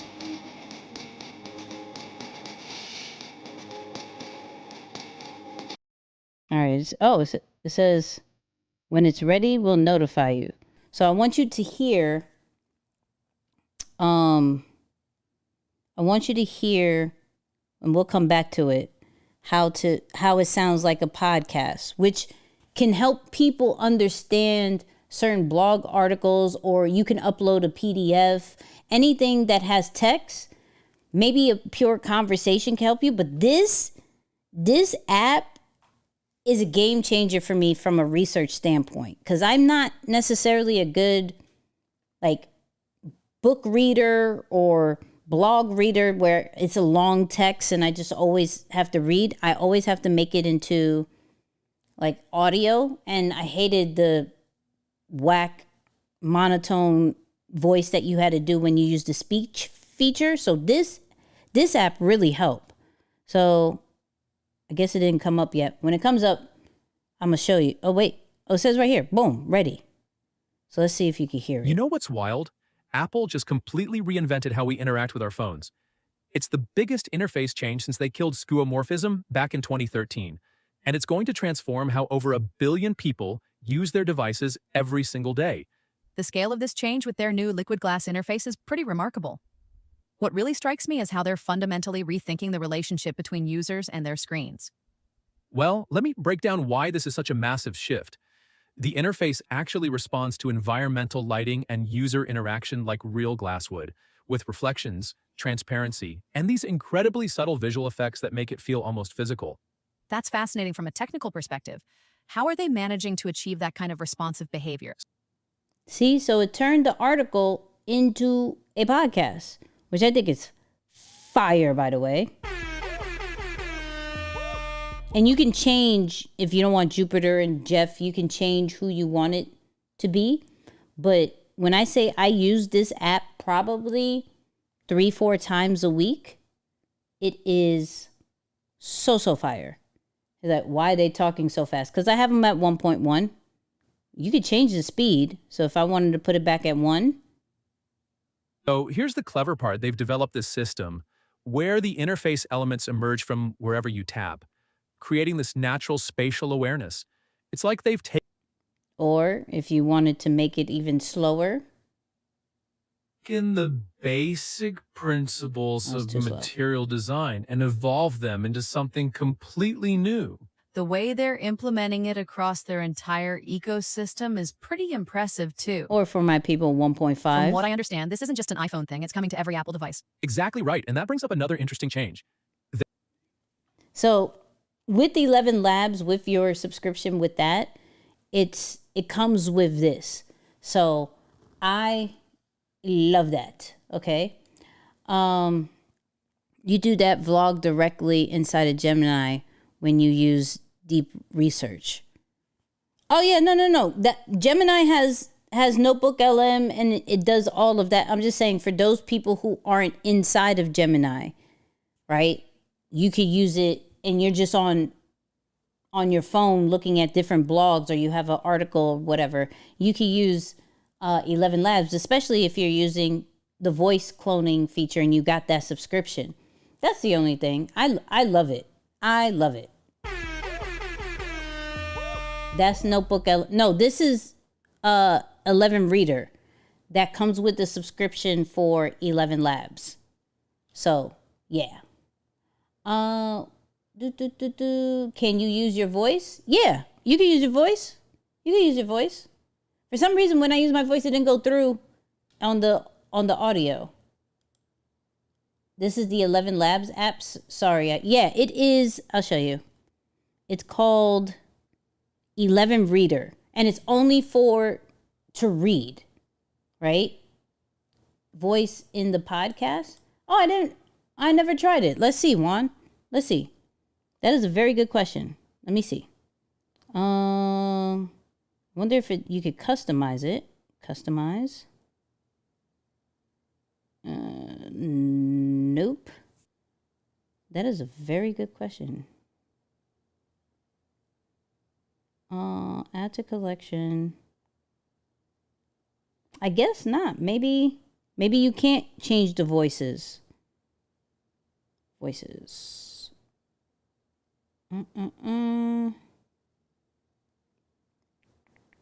Theme. Oh, here we go. Episode language. You can change the language, but you can't change the voice. Wah wah. Shout out to Juan for making me look into that. Nah, you can't change the podcast voice. You can only change the voice when you're putting in the text or the article and things like that. And that's so weird. I don't know why it doesn't play this part, but plays the podcast part. That's the weird part about this. But you could change the voice when it reads it. But that's what I'll say. That's what I'll say. I use it several X a week, probably 10 times. You can. Where can you? I don't see it. Where can you? What you mean you can? Where can you? See, I'm looking. Hold on. She said we can. I'm trying to figure it out where.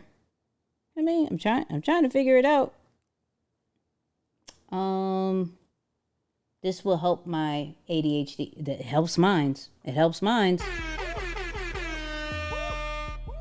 You know what I mean? It helps mine's. I wonder. Hold on. Let's try. This was my weekly.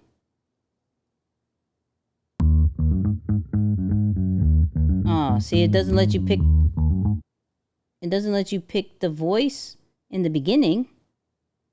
Well, I'm gonna find out how another time, and then if I have to do another live on it, I'm cool with that too. Yes, click the voices. I did click the voices. Hold on. I did click the voices. Hold on. Hold on. Change. They're finally ditching those. Yeah, you can't click the voices. That's. You hold on to it? Nope. They're finally ditching. It's not as easy as you're making it. But I'll find it. If you're saying we can, then I'll figure it out. All right, so let's react to some videos real quick. Let's react to some videos, people. Let me get them queued up real quick. Let me get them queued. Do I have anything on Instagram? Let me see. Let's queue it up. I don't think I have anything on Instagram. Boom, boom, boom. Let's do... Do I have anything on Instagram that we got to go over? No. I don't think we have anything on Instagram. So... Might be the craziest AI update. That was not what I wanted to do. Oh. This is what I wanted to go over. Did y'all see that there is a content creation studio in Walmart now? Check this out. Okay, I told you guys last week that the best creation ever popped up in our local Walmart, the first of its kind in the entire world of all Walmarts. And I brought you guys here specifically just to show it to you. And I can't wait to use it myself. First off, why is she stopping? Like, she's stomping while she walks. She walks hard. Sheesh. Here's your sneak peek. Created Studios. Okay, so we're walking in. And look at this. Right at the front. It's insane. Okay, this... Wait, they're gonna give me a tour. Just wait until you guys see this. This is Diego. He's gonna give us a tour of everything that's back here. So this is Created Studios out of Franklin, Tennessee. The first of its kind in any Walmart in the country. In this I think they said it was Tennessee, right? studio right here, we have a total of 6. Starting off with studio number 2 is our this looks so good. Studio. Do you want me to take a video of you sitting? Yeah. So this room is mainly for vocal recording, but we can also add in some cameras in here and add in some angles and some very awesome shots. So and you guys have cameras here? Yep, we have these cameras right here. Those are the cameras. From here, we then move on to the rest This is in Walmart? Studio Wow. 1 is going to be another podcast, but it's going to be a little bit different. Oh, yes. More a radio station, channel kind of feel, because the cameras are pointing at your face as you are talking. Yeah, you can have good guests in here like this. This room is also the mixing and mastering room for Leslie Brathwaite, which he's a producer that graduated from Full Sail University, and he comes here from time to time and actually records and mixes here. He's 23-time Grammy winner, most recently working on Cowboy Carter with Beyonce. And Wow. winning a Grammy for that. Amazing. I didn't know there were so many. I didn't see all of these. I'm so happy and grateful you're doing this. No, of course. Then we have our multimedia suites. Now, multimedia suites, they're more of an intimate setting for you to record. My husband would love this. The cool thing about these spaces is that we can take things out, put things in, and make it into whatever you want. Right now, we have Ableton working on a MIDI keyboard, which basically means that the music communicates with the program, and whatever I play affects the environment. Incredible.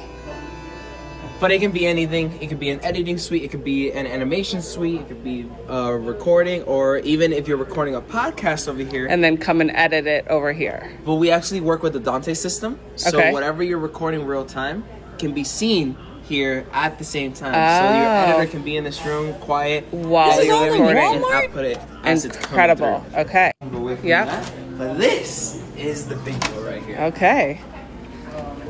Stop. Did you not come in here? No, he only showed me the podcast room when I came in here at first because it was so crazy busy. No. So I don't even think it was all set up yet. I'm gonna need you to sit right there. Okay, right here? Right there. Okay.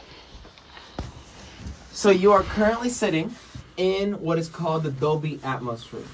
Now, the best way I can describe it is the ultimate version of surround sound experience.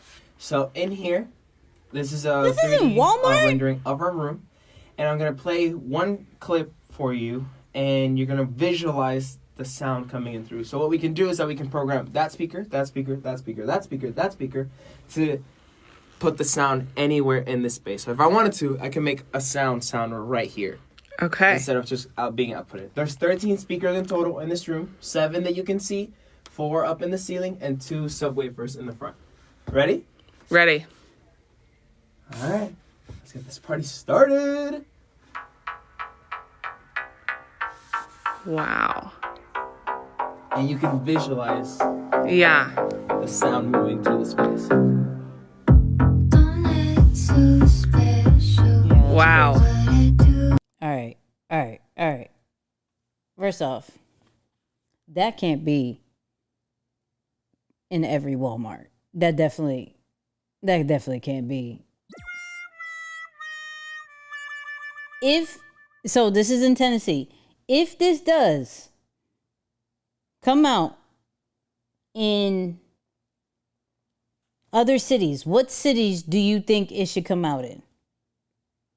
Tennessee, the fact that they have in Tennessee, I don't, maybe I'm sleeping on Tennessee. Shout out to Dawn. I saw her. She was like, I'm going there. I'm going there soon. But what other cities should have this? Because that's wild. I would not expect that in a Walmart. I would, and I'm curious about, do they have, I'm definitely curious about how much this stuff is. Look, so they got their own TikTok. Let's see. Created Studios believes in your limitless creative potential.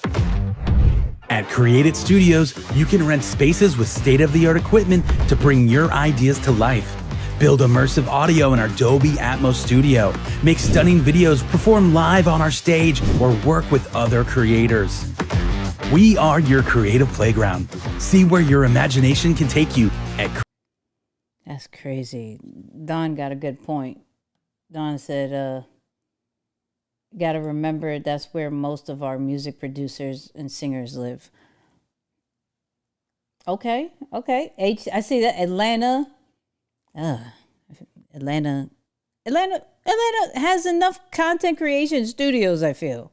But Austin, Dallas, Houston, for sure.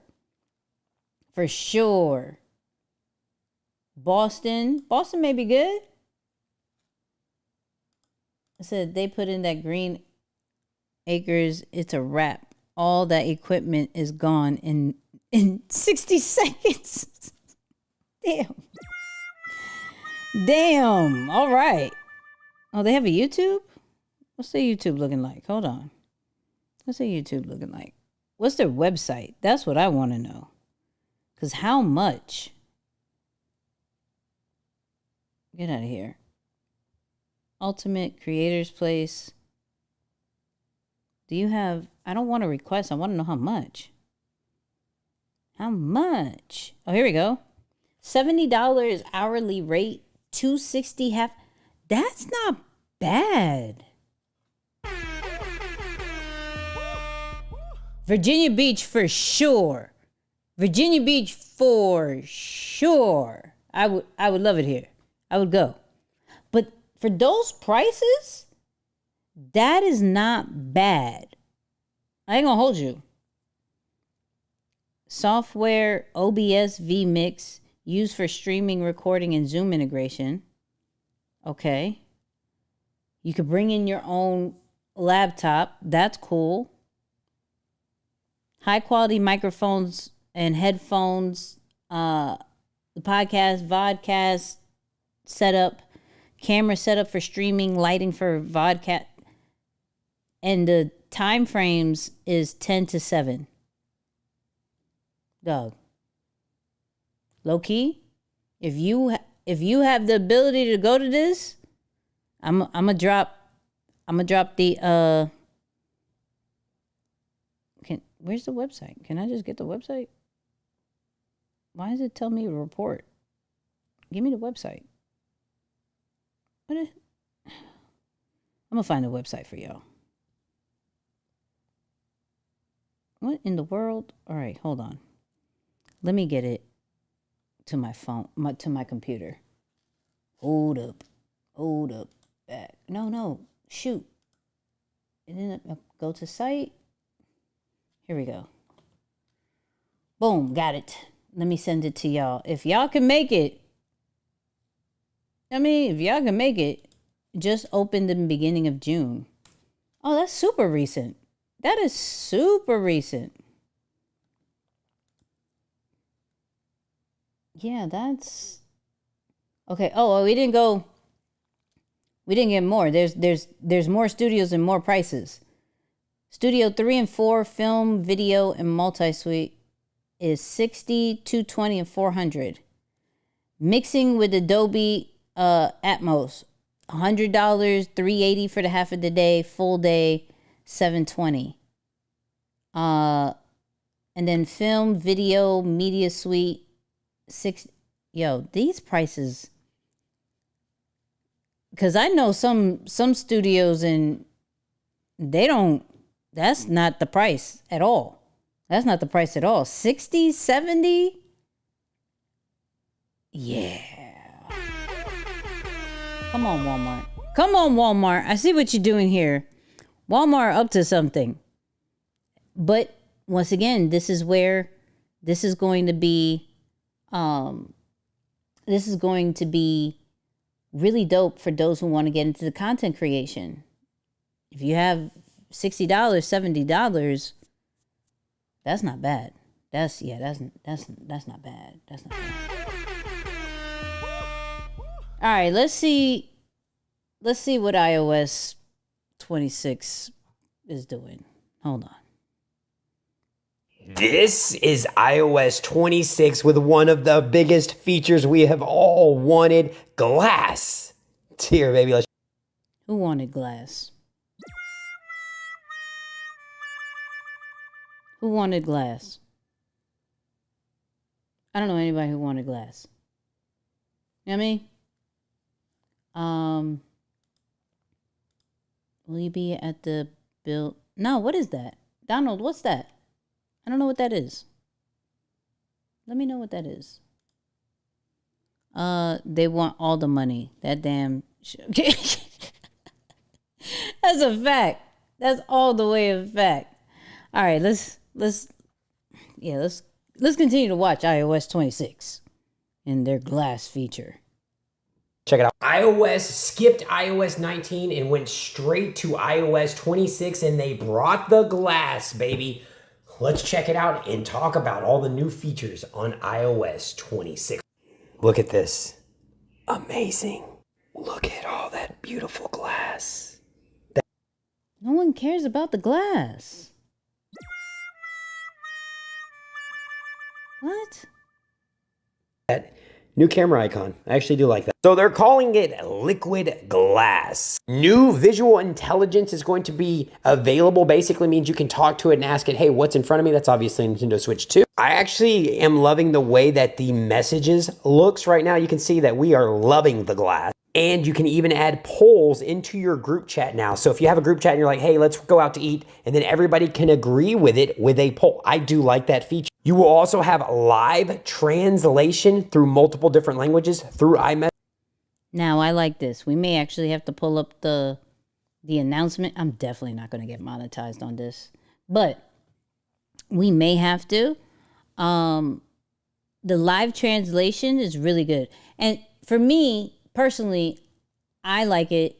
I like the thought of it because they said on the phone with the live translation, you could speak it and you could speak English and it could translate to the person who's receiving it their native language. So for me, my grandma, she speaks Spanish. I speak English. We've never held a conversation. And so if there's a tool that will allow me to have a conversation with her with no problem, we're good. So I like that. I like that thought process. Message, FaceTime, and your phone. New screening tools. I probably won't ever use it, but maybe somebody will. And CarPlay has also been updated as well. I mean, honestly, I'm not gonna lie, it does look good. It feels pretty smooth. What are your thoughts? I'm going to show you something even better in the next video. It's the iPad. The glass. That's the biggest thing. Glass. Okay.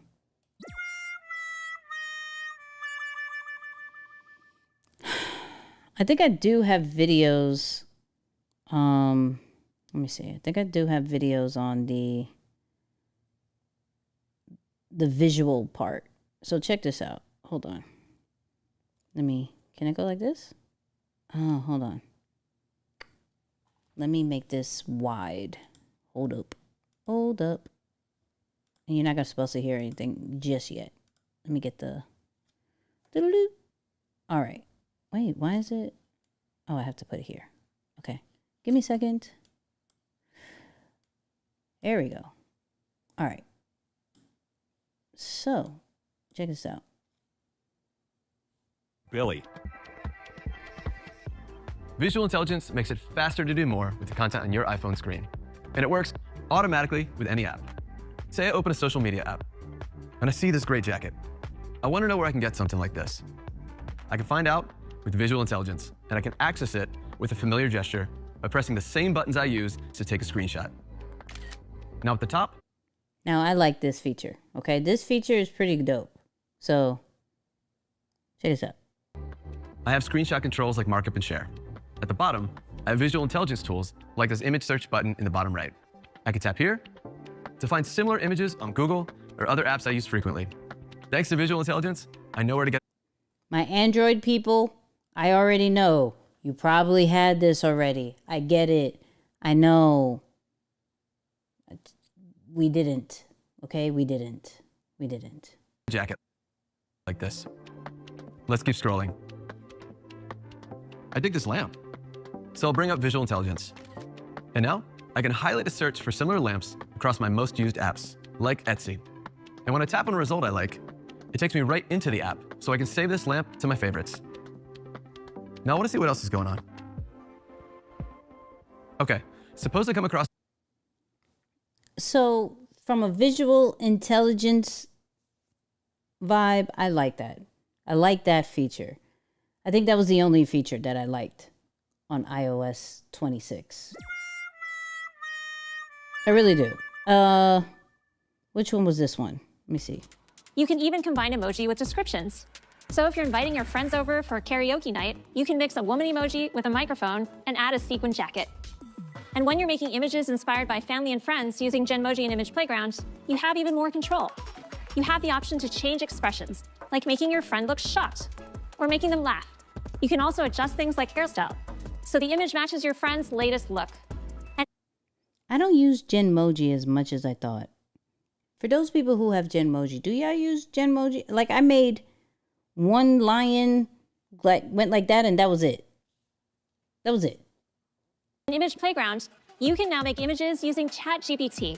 In addition to existing styles like animation or sketch, you have new ChatGPT styles, like an oil painting style for your friend's contact poster, so you can see her elegant portrait every time she calls. And for moments when you have a specific idea in mind, tap any style and describe what you want, like a realistic image for a baby shower invitation. Image Playground sends your description or photos to ChatGPT and gets you a unique image. You're always in control, and nothing is... So that part I like, because not everybody has the paid version of ChatGPT. So if they do the images just like the paid version of ChatGPT with your iPhone, that's worth it. That's it. That's the only thing from iOS 26 that I thought was worth talking about. Everything else. Because who cares about the glass thing? Like, I'm very confused about the excitement of this glass. That's just me. Does anybody else feel excited about the glass? Because am I tripping? Like, just curious. Just curious. And then I want to talk about this for us who have influence. I don't like using the word influencer, but for those who are creating brands and have some type of influence in thinking about, let's say, creating a product, creating a service. I want to go into this one. Cash versus trash. Content actually gets clicks. Casa9 named P just dropped Tone. And even with the sold out product drop, Tone's launch feels like Old Spice without the punchline. Duke, Kai, Phantom, and the rest of AMP have a combined 80 million followers. And with the category of men's grooming up 12% in year-over-year spend, Tone's timing is perfect. That plus a $40 entry price keeps conversion friction low for their audience's wallets. But even with all that, the launch lacked wow factor. No Old Spice level skit, no Dollar Shave Club or Blazer fucking great chaos. Zero villain. Where's the war and ashy camera ready crust? And with A-list creators, their current content cadence feels random. No episodic hooks, no cliffhangers, no fan firewall. A good use of the 7 human hijacks would easily fix these misses. A skit of Kai in the shower lathering up with Tone Salt going from broke to glow will be a powerful demo of how Tone actually changes lives. Have Davis walk through Target and roast competitor products on stream so it can be clipped up and show how Tone, the Rebel brand, is doing things different. Show Duke's get right date night grooming essentials and turn his appeal into aspirations. And if you want the full 7 human hijacks for your brand, comment 7 and I'll send it to you. Cash versus trash. First off, where did he get that? So if he did that in through automation, he probably has an Instagram. Let's find the Instagram because I want to see those seven things that he said. Hold on. Let's go to Instagram. Because the automation probably doesn't work on TikTok unless he dope like that. Let's see.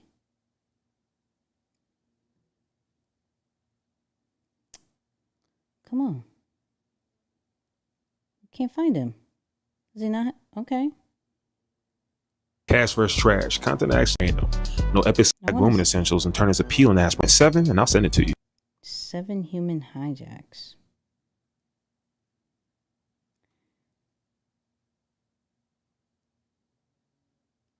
What? You know what? Let's try it. Let me send it to me because I'm on E's page. So let's send it to me. I was going somewhere, but I want to see his freebie. I want to see what he's talking about because he brought some really good points up. So I want to see what he's talking about. Hold up. Boom. Okay, got it. Cash versus trash. Content actually gets clicks. Casa9 name P just dropped Tone. And even with the sold out product drop, Tone's launch feels like Old Spice without the punchline. Duke, Kai, Phantom, and the rest of A. He says 7. So am I supposed to get request? Damn, I didn't even know there was a request situation. Jesus. Didn't even know. I didn't get Who are we here with today? See? I didn't get the freebie. Now I gotta find him. D-U-R-U-M. D-U-R-U-M. We're gonna find this freebie. D-U-R-U-M. Boom, got it. Found him. Bet. Okay. This is, because I know he's using ManyChat. Here we go. Let's do it. Easy. Second ManyChat trigger I've seen today was 7s as the keyword. Really? That's interesting. All right. Let's see. Did he send it? Did he send it?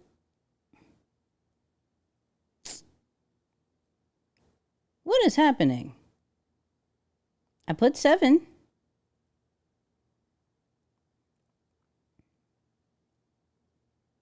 Does he not like me?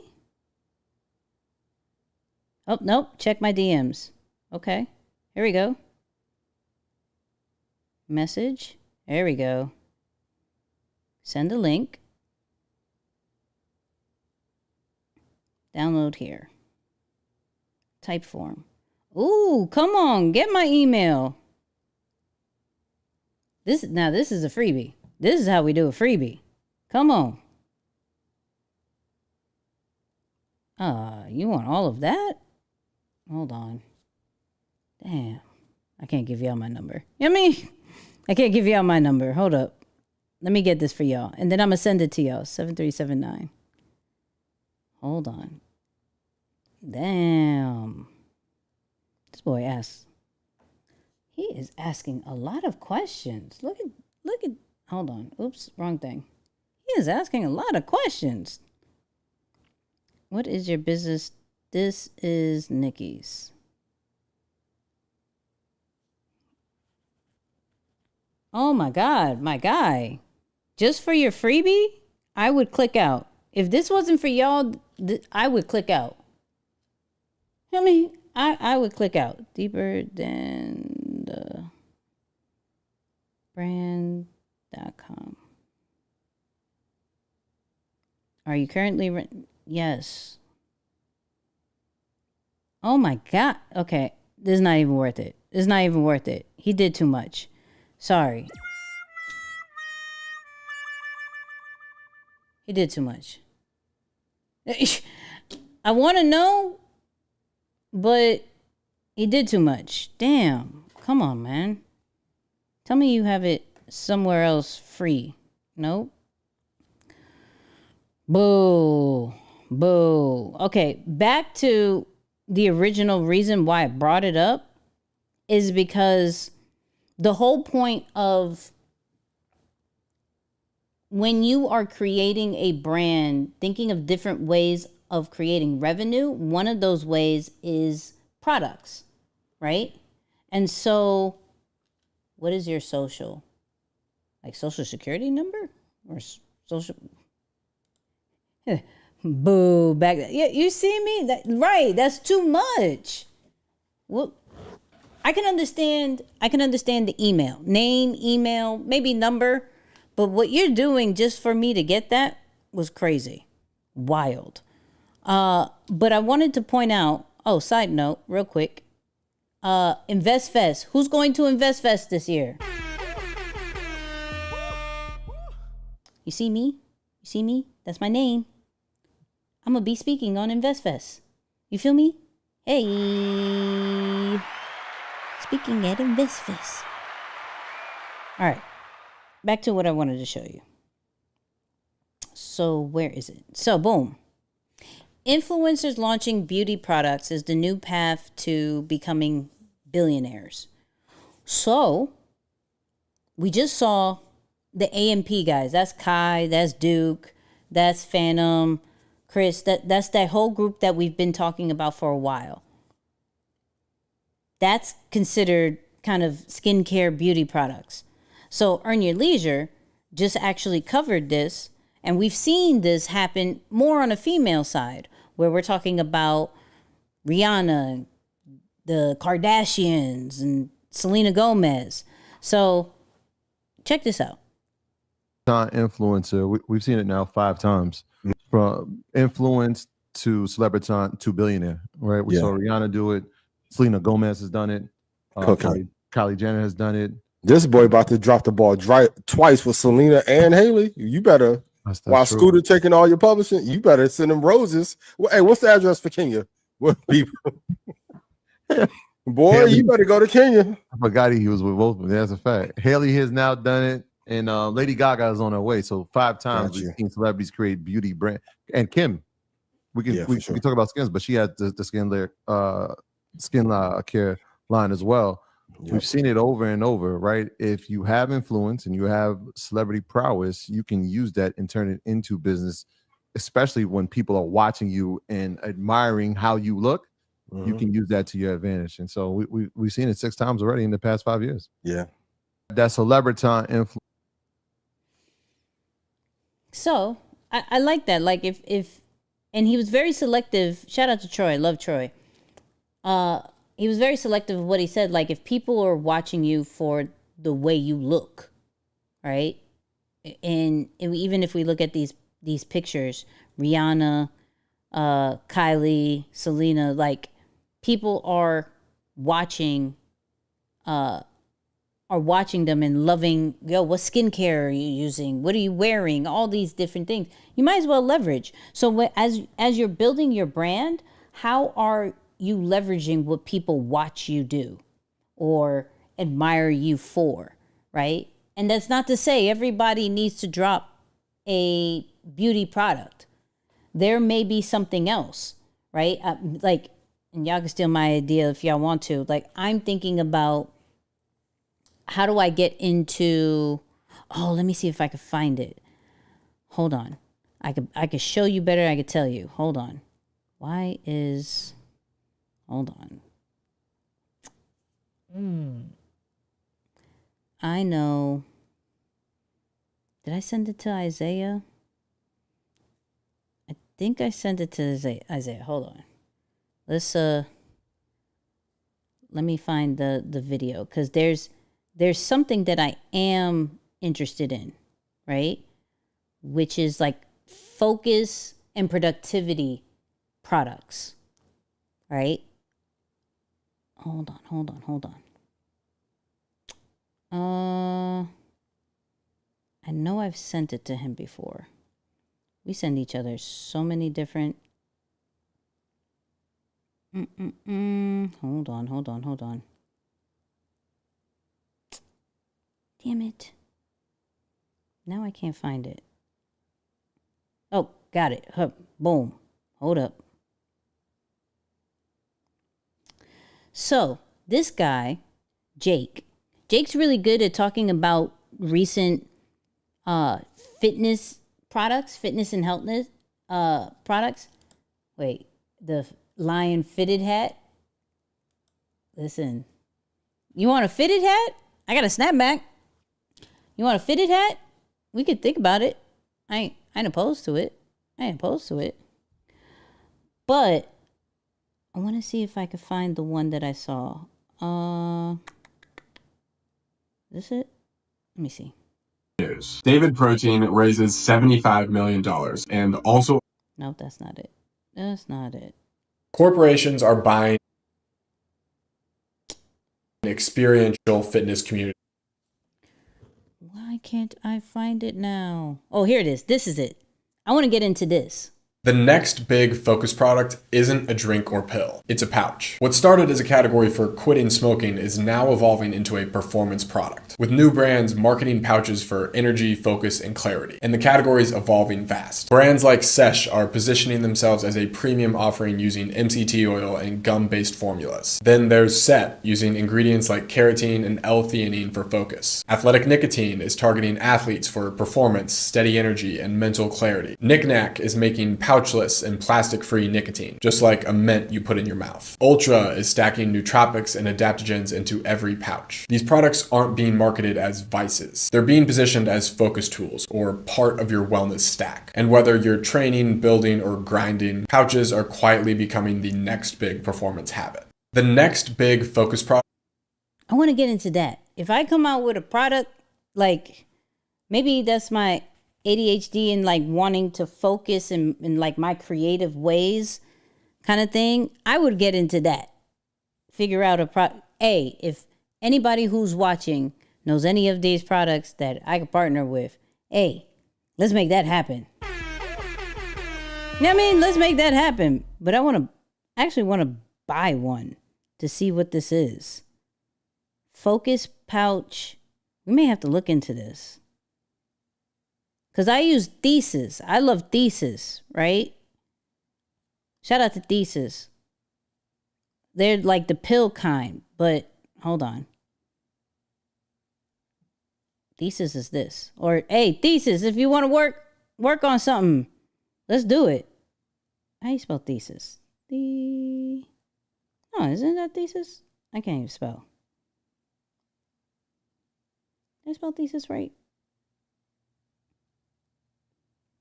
Oh, I'm looking up their, hold on.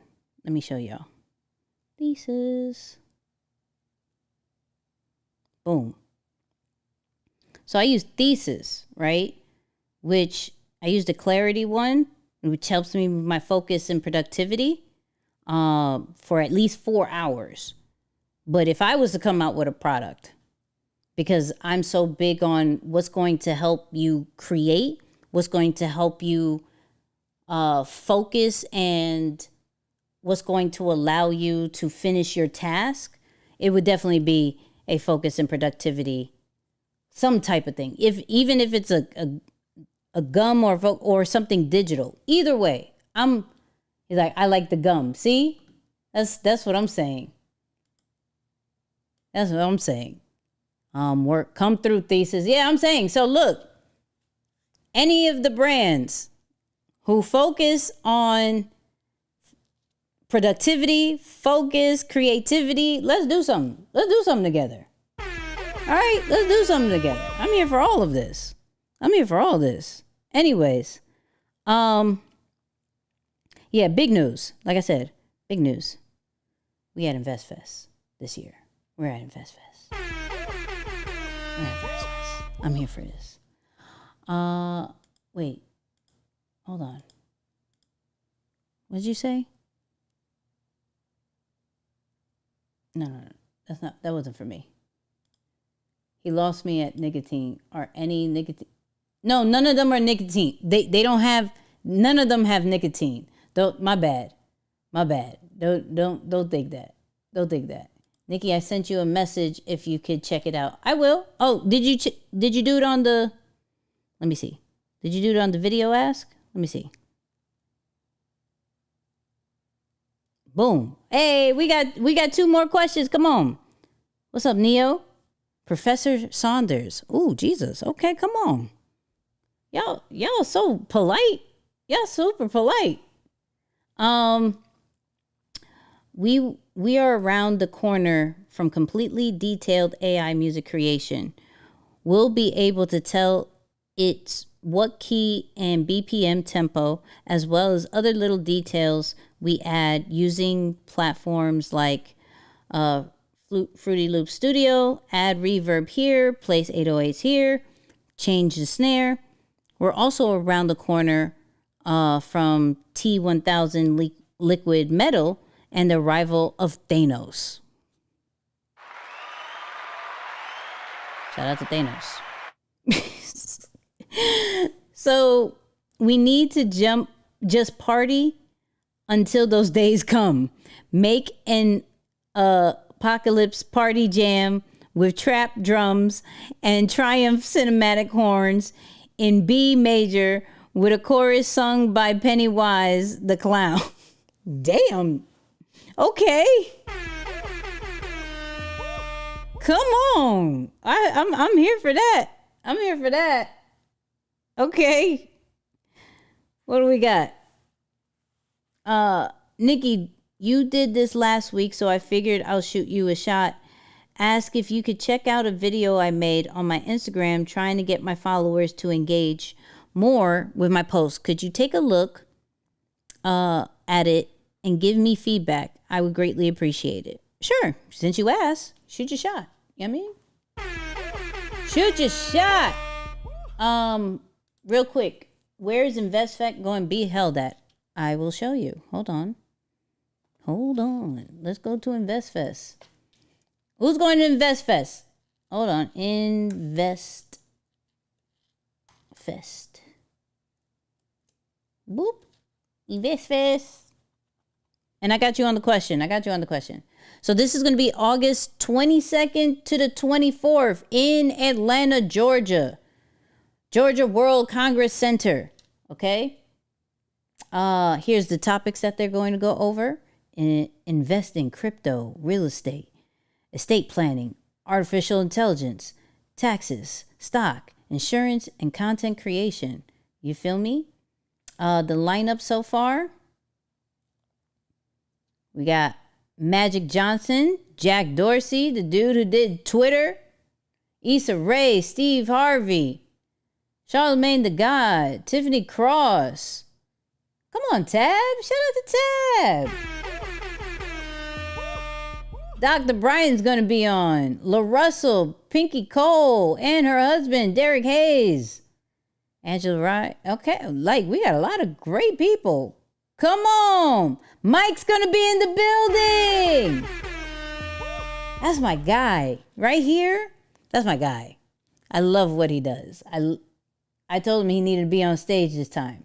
I know he needed to be on stage this time. We got some amazing people. That's my guy, too. Shout out to Ray.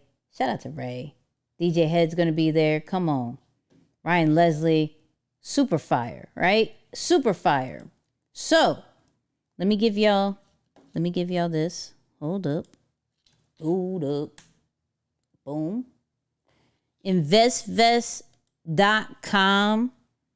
Go check that out. But let me see what, so he said creative.vision 13. All right, bet. So I'm going to assume your latest one. Are you talking about your latest video? Would you check out so we'll check out 1 or 2 videos. So let's do that. Boom, boom, boom. It's your favorite blonde entrepreneur from Creative Vision here. I got a question. When was y'all gonna let me know that this purple hat was fried, bro? When was y'all gonna tell me we need a new color? So this is what I want y'all to do. Go in the comments and let me know what color I should do next. Should I do blue, green? It's up to y'all. I'm an open book. And if you do like this purple, go to my website, creativevision.store, and get you one. Or maybe 2. And oh yeah, one last thing before I go. Shout out to all my followers that I have in Brazil. Okay, let's go. Hold on. Okay, cool. Next year or so, we ain't going unless I am speaking. Hold on. Hold on. Wait. Don't get twisted. Hold on. I am speaking. I got you. I am speaking. See? My name right there.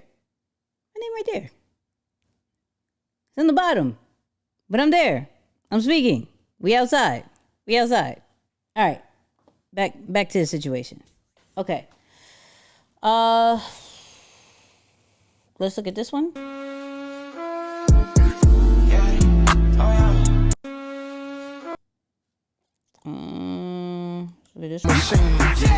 Could you walk a mile in my blonde shoes? Let's find out.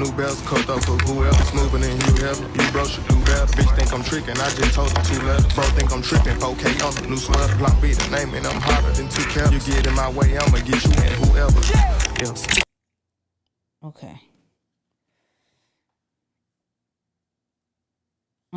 So off top, this is what I'm gonna say. One, like this video. It's your favorite blonde entrepreneur from Creative Vision here. You don't have to introduce yourself. Okay? You don't have to introduce yourself. We already know who you are. Or introduce yourself in the middle. What you have to do is give us the value off top. All right? Off top. Another suggestion is probably put some text on the top of your head, since there's a lot of space over there, about what this is about. It would be easier, and I actually like the visuals that you do have, but it'll probably be easier to have some type of text so we know exactly what we're clicking on. But that's my suggestion, because even when you were doing and I love that you are a blind entrepreneur doing this. First off, let's give all the flowers to that. Let's give all the flowers to that. But it's you improving on that first couple of seconds. That's going to be the biggest thing for you, is how do I improve that first couple of seconds? Even with the walking in your shoes, like I was highly confused looking at what was about to happen. And if I wasn't to hear it, I would click off. You feel what I'm saying? Like if I wasn't to hear what was happening and I didn't know your background, because we have to understand that not everybody is going to, like, if you're wanting brand awareness and this hits the explore page, how can someone understand what this is right away? So when we're talking about our videos, we have to figure out how can we share with our audience exactly what it is right away. Okay? That's what I'll say about that. But I love where you're going with it. I love where you're going with it. So, I see the flowers. I don't know what this means. You're selling your soul to the devil is a play narrative. You're probably watching the replay. I ain't mad at that. They're doing another pitch competition as well. Winner gets $125,000. Sheesh. I like that. I like that. I can only imagine how difficult, complex it is for him to figure out how to post and create. That's a fact. But the fact that he's doing it, there is a system. There is a system. So we can only give props. But I'm also going to give a little bit of feedback. When you do figure out your system, the best way is to add some type of text so we know exactly what it is. You know what I mean? Where? Okay, yeah, let's head out because I'm seeing some wild stuff in the joint today. Listen, this was an amazing, amazing live. Let me make sure there's no more questions in the joint. Shout out to, oh no, we got more questions. Hold on. We ain't done. Hold on. Check out this video. Check out this video. Is the one that the creator does a podcast and has her creation interview her. Let's check it out. Hold on. Welcome to Control Freak, the podcast for creators, entrepreneurs, and innovators who aren't waiting for permission to build their future. Unstoppable brands and create smarter, not harder. Let's take control. So, this might sound a little wild, but we have to tell you something up front. We're not real. Well, we're real enough to host this podcast, drop facts, and teach you how to build a digital empire. But we were technically created by today's guest. Yep. I love that. Oh, wait, there she is. Oh, wait. I did create you guys, but I wouldn't be sitting here in this chair talking to you guys. So thank you. So, what was your reason behind making us in this show? Hold on. Let's get this bigger. Hold on. That's fire. Hold on. I like that. Hold on. Let me see if I can get it. Boop. Get this bigger. Hold on. I did create you guys, but I wouldn't be sitting here in this chair talking to you guys. So thank you. So, what was your reason behind making us in this show? Honestly, I've really just been in the mode of creating things that I want to see. So it started off with an AI R&B artist named Aura Blues. I wanted to debut that artist by creating an AI music show. The music show was inspired by See This World. I don't know if you guys remember that back in the 1990s. I love this. Come on, green screen. Come on. Is there more like this? Or is this her first one? 11 Labs just did a thing, and I had to come on here quickly to share with you. Nah, she got my subscription. Easy. Hold on. Let me give y'all her, give her the page. Yeah, that's fire. Hold on. Does she do more? Okay, what's she doing? This is my bestie Bree, and she's gonna be running her own Faceless YouTube channel with our help, of course. As you can see, Bree isn't real, but she's not faceless either. I'm pretty sure you've watched tons of videos on how to do this, but you've never done it. And I'm here to tell you, today is the day. Today is the day. No more excuses. We're here to create smarter. Yeah, I like her. Hold on. I like her. What's this one?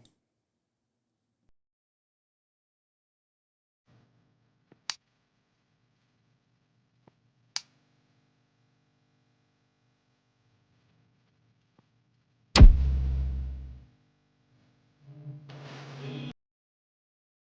feel like I'm gonna.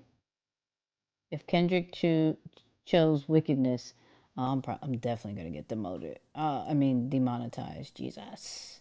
Yeah. Shout out to this creator. That was really cute. 1990s of BET. There was a look. It describes her as a deep mocha skin with a sleek platinum bob, smoky eyes, sharp cheekbones, and a bold structured wardrobe. Think structured blazers, minimalist gold jewelry. Style aesthetic, Afrofuturism meets Vogue editorial. Voice tone, calm, analytical, slightly British with a smooth commanding cadence. Persona, Nova is the AI who's already living in 2045. She drops wisdom like a professor, but makes it feel like a generate a forward-facing. Okay, and then she tells you how to create it. And she's using Sora for the picture. Okay, so then let's see, what is that? Is that Kling? That looks like Kling. Yeah, that's Kling. For sure. Yeah, that's Kling. No, that's Higgsfield AI. Hold on. Higgs. How do you spell that joint? Hold on. Higgsfield AI. Okay. So she's using this. I'll send it to y'all.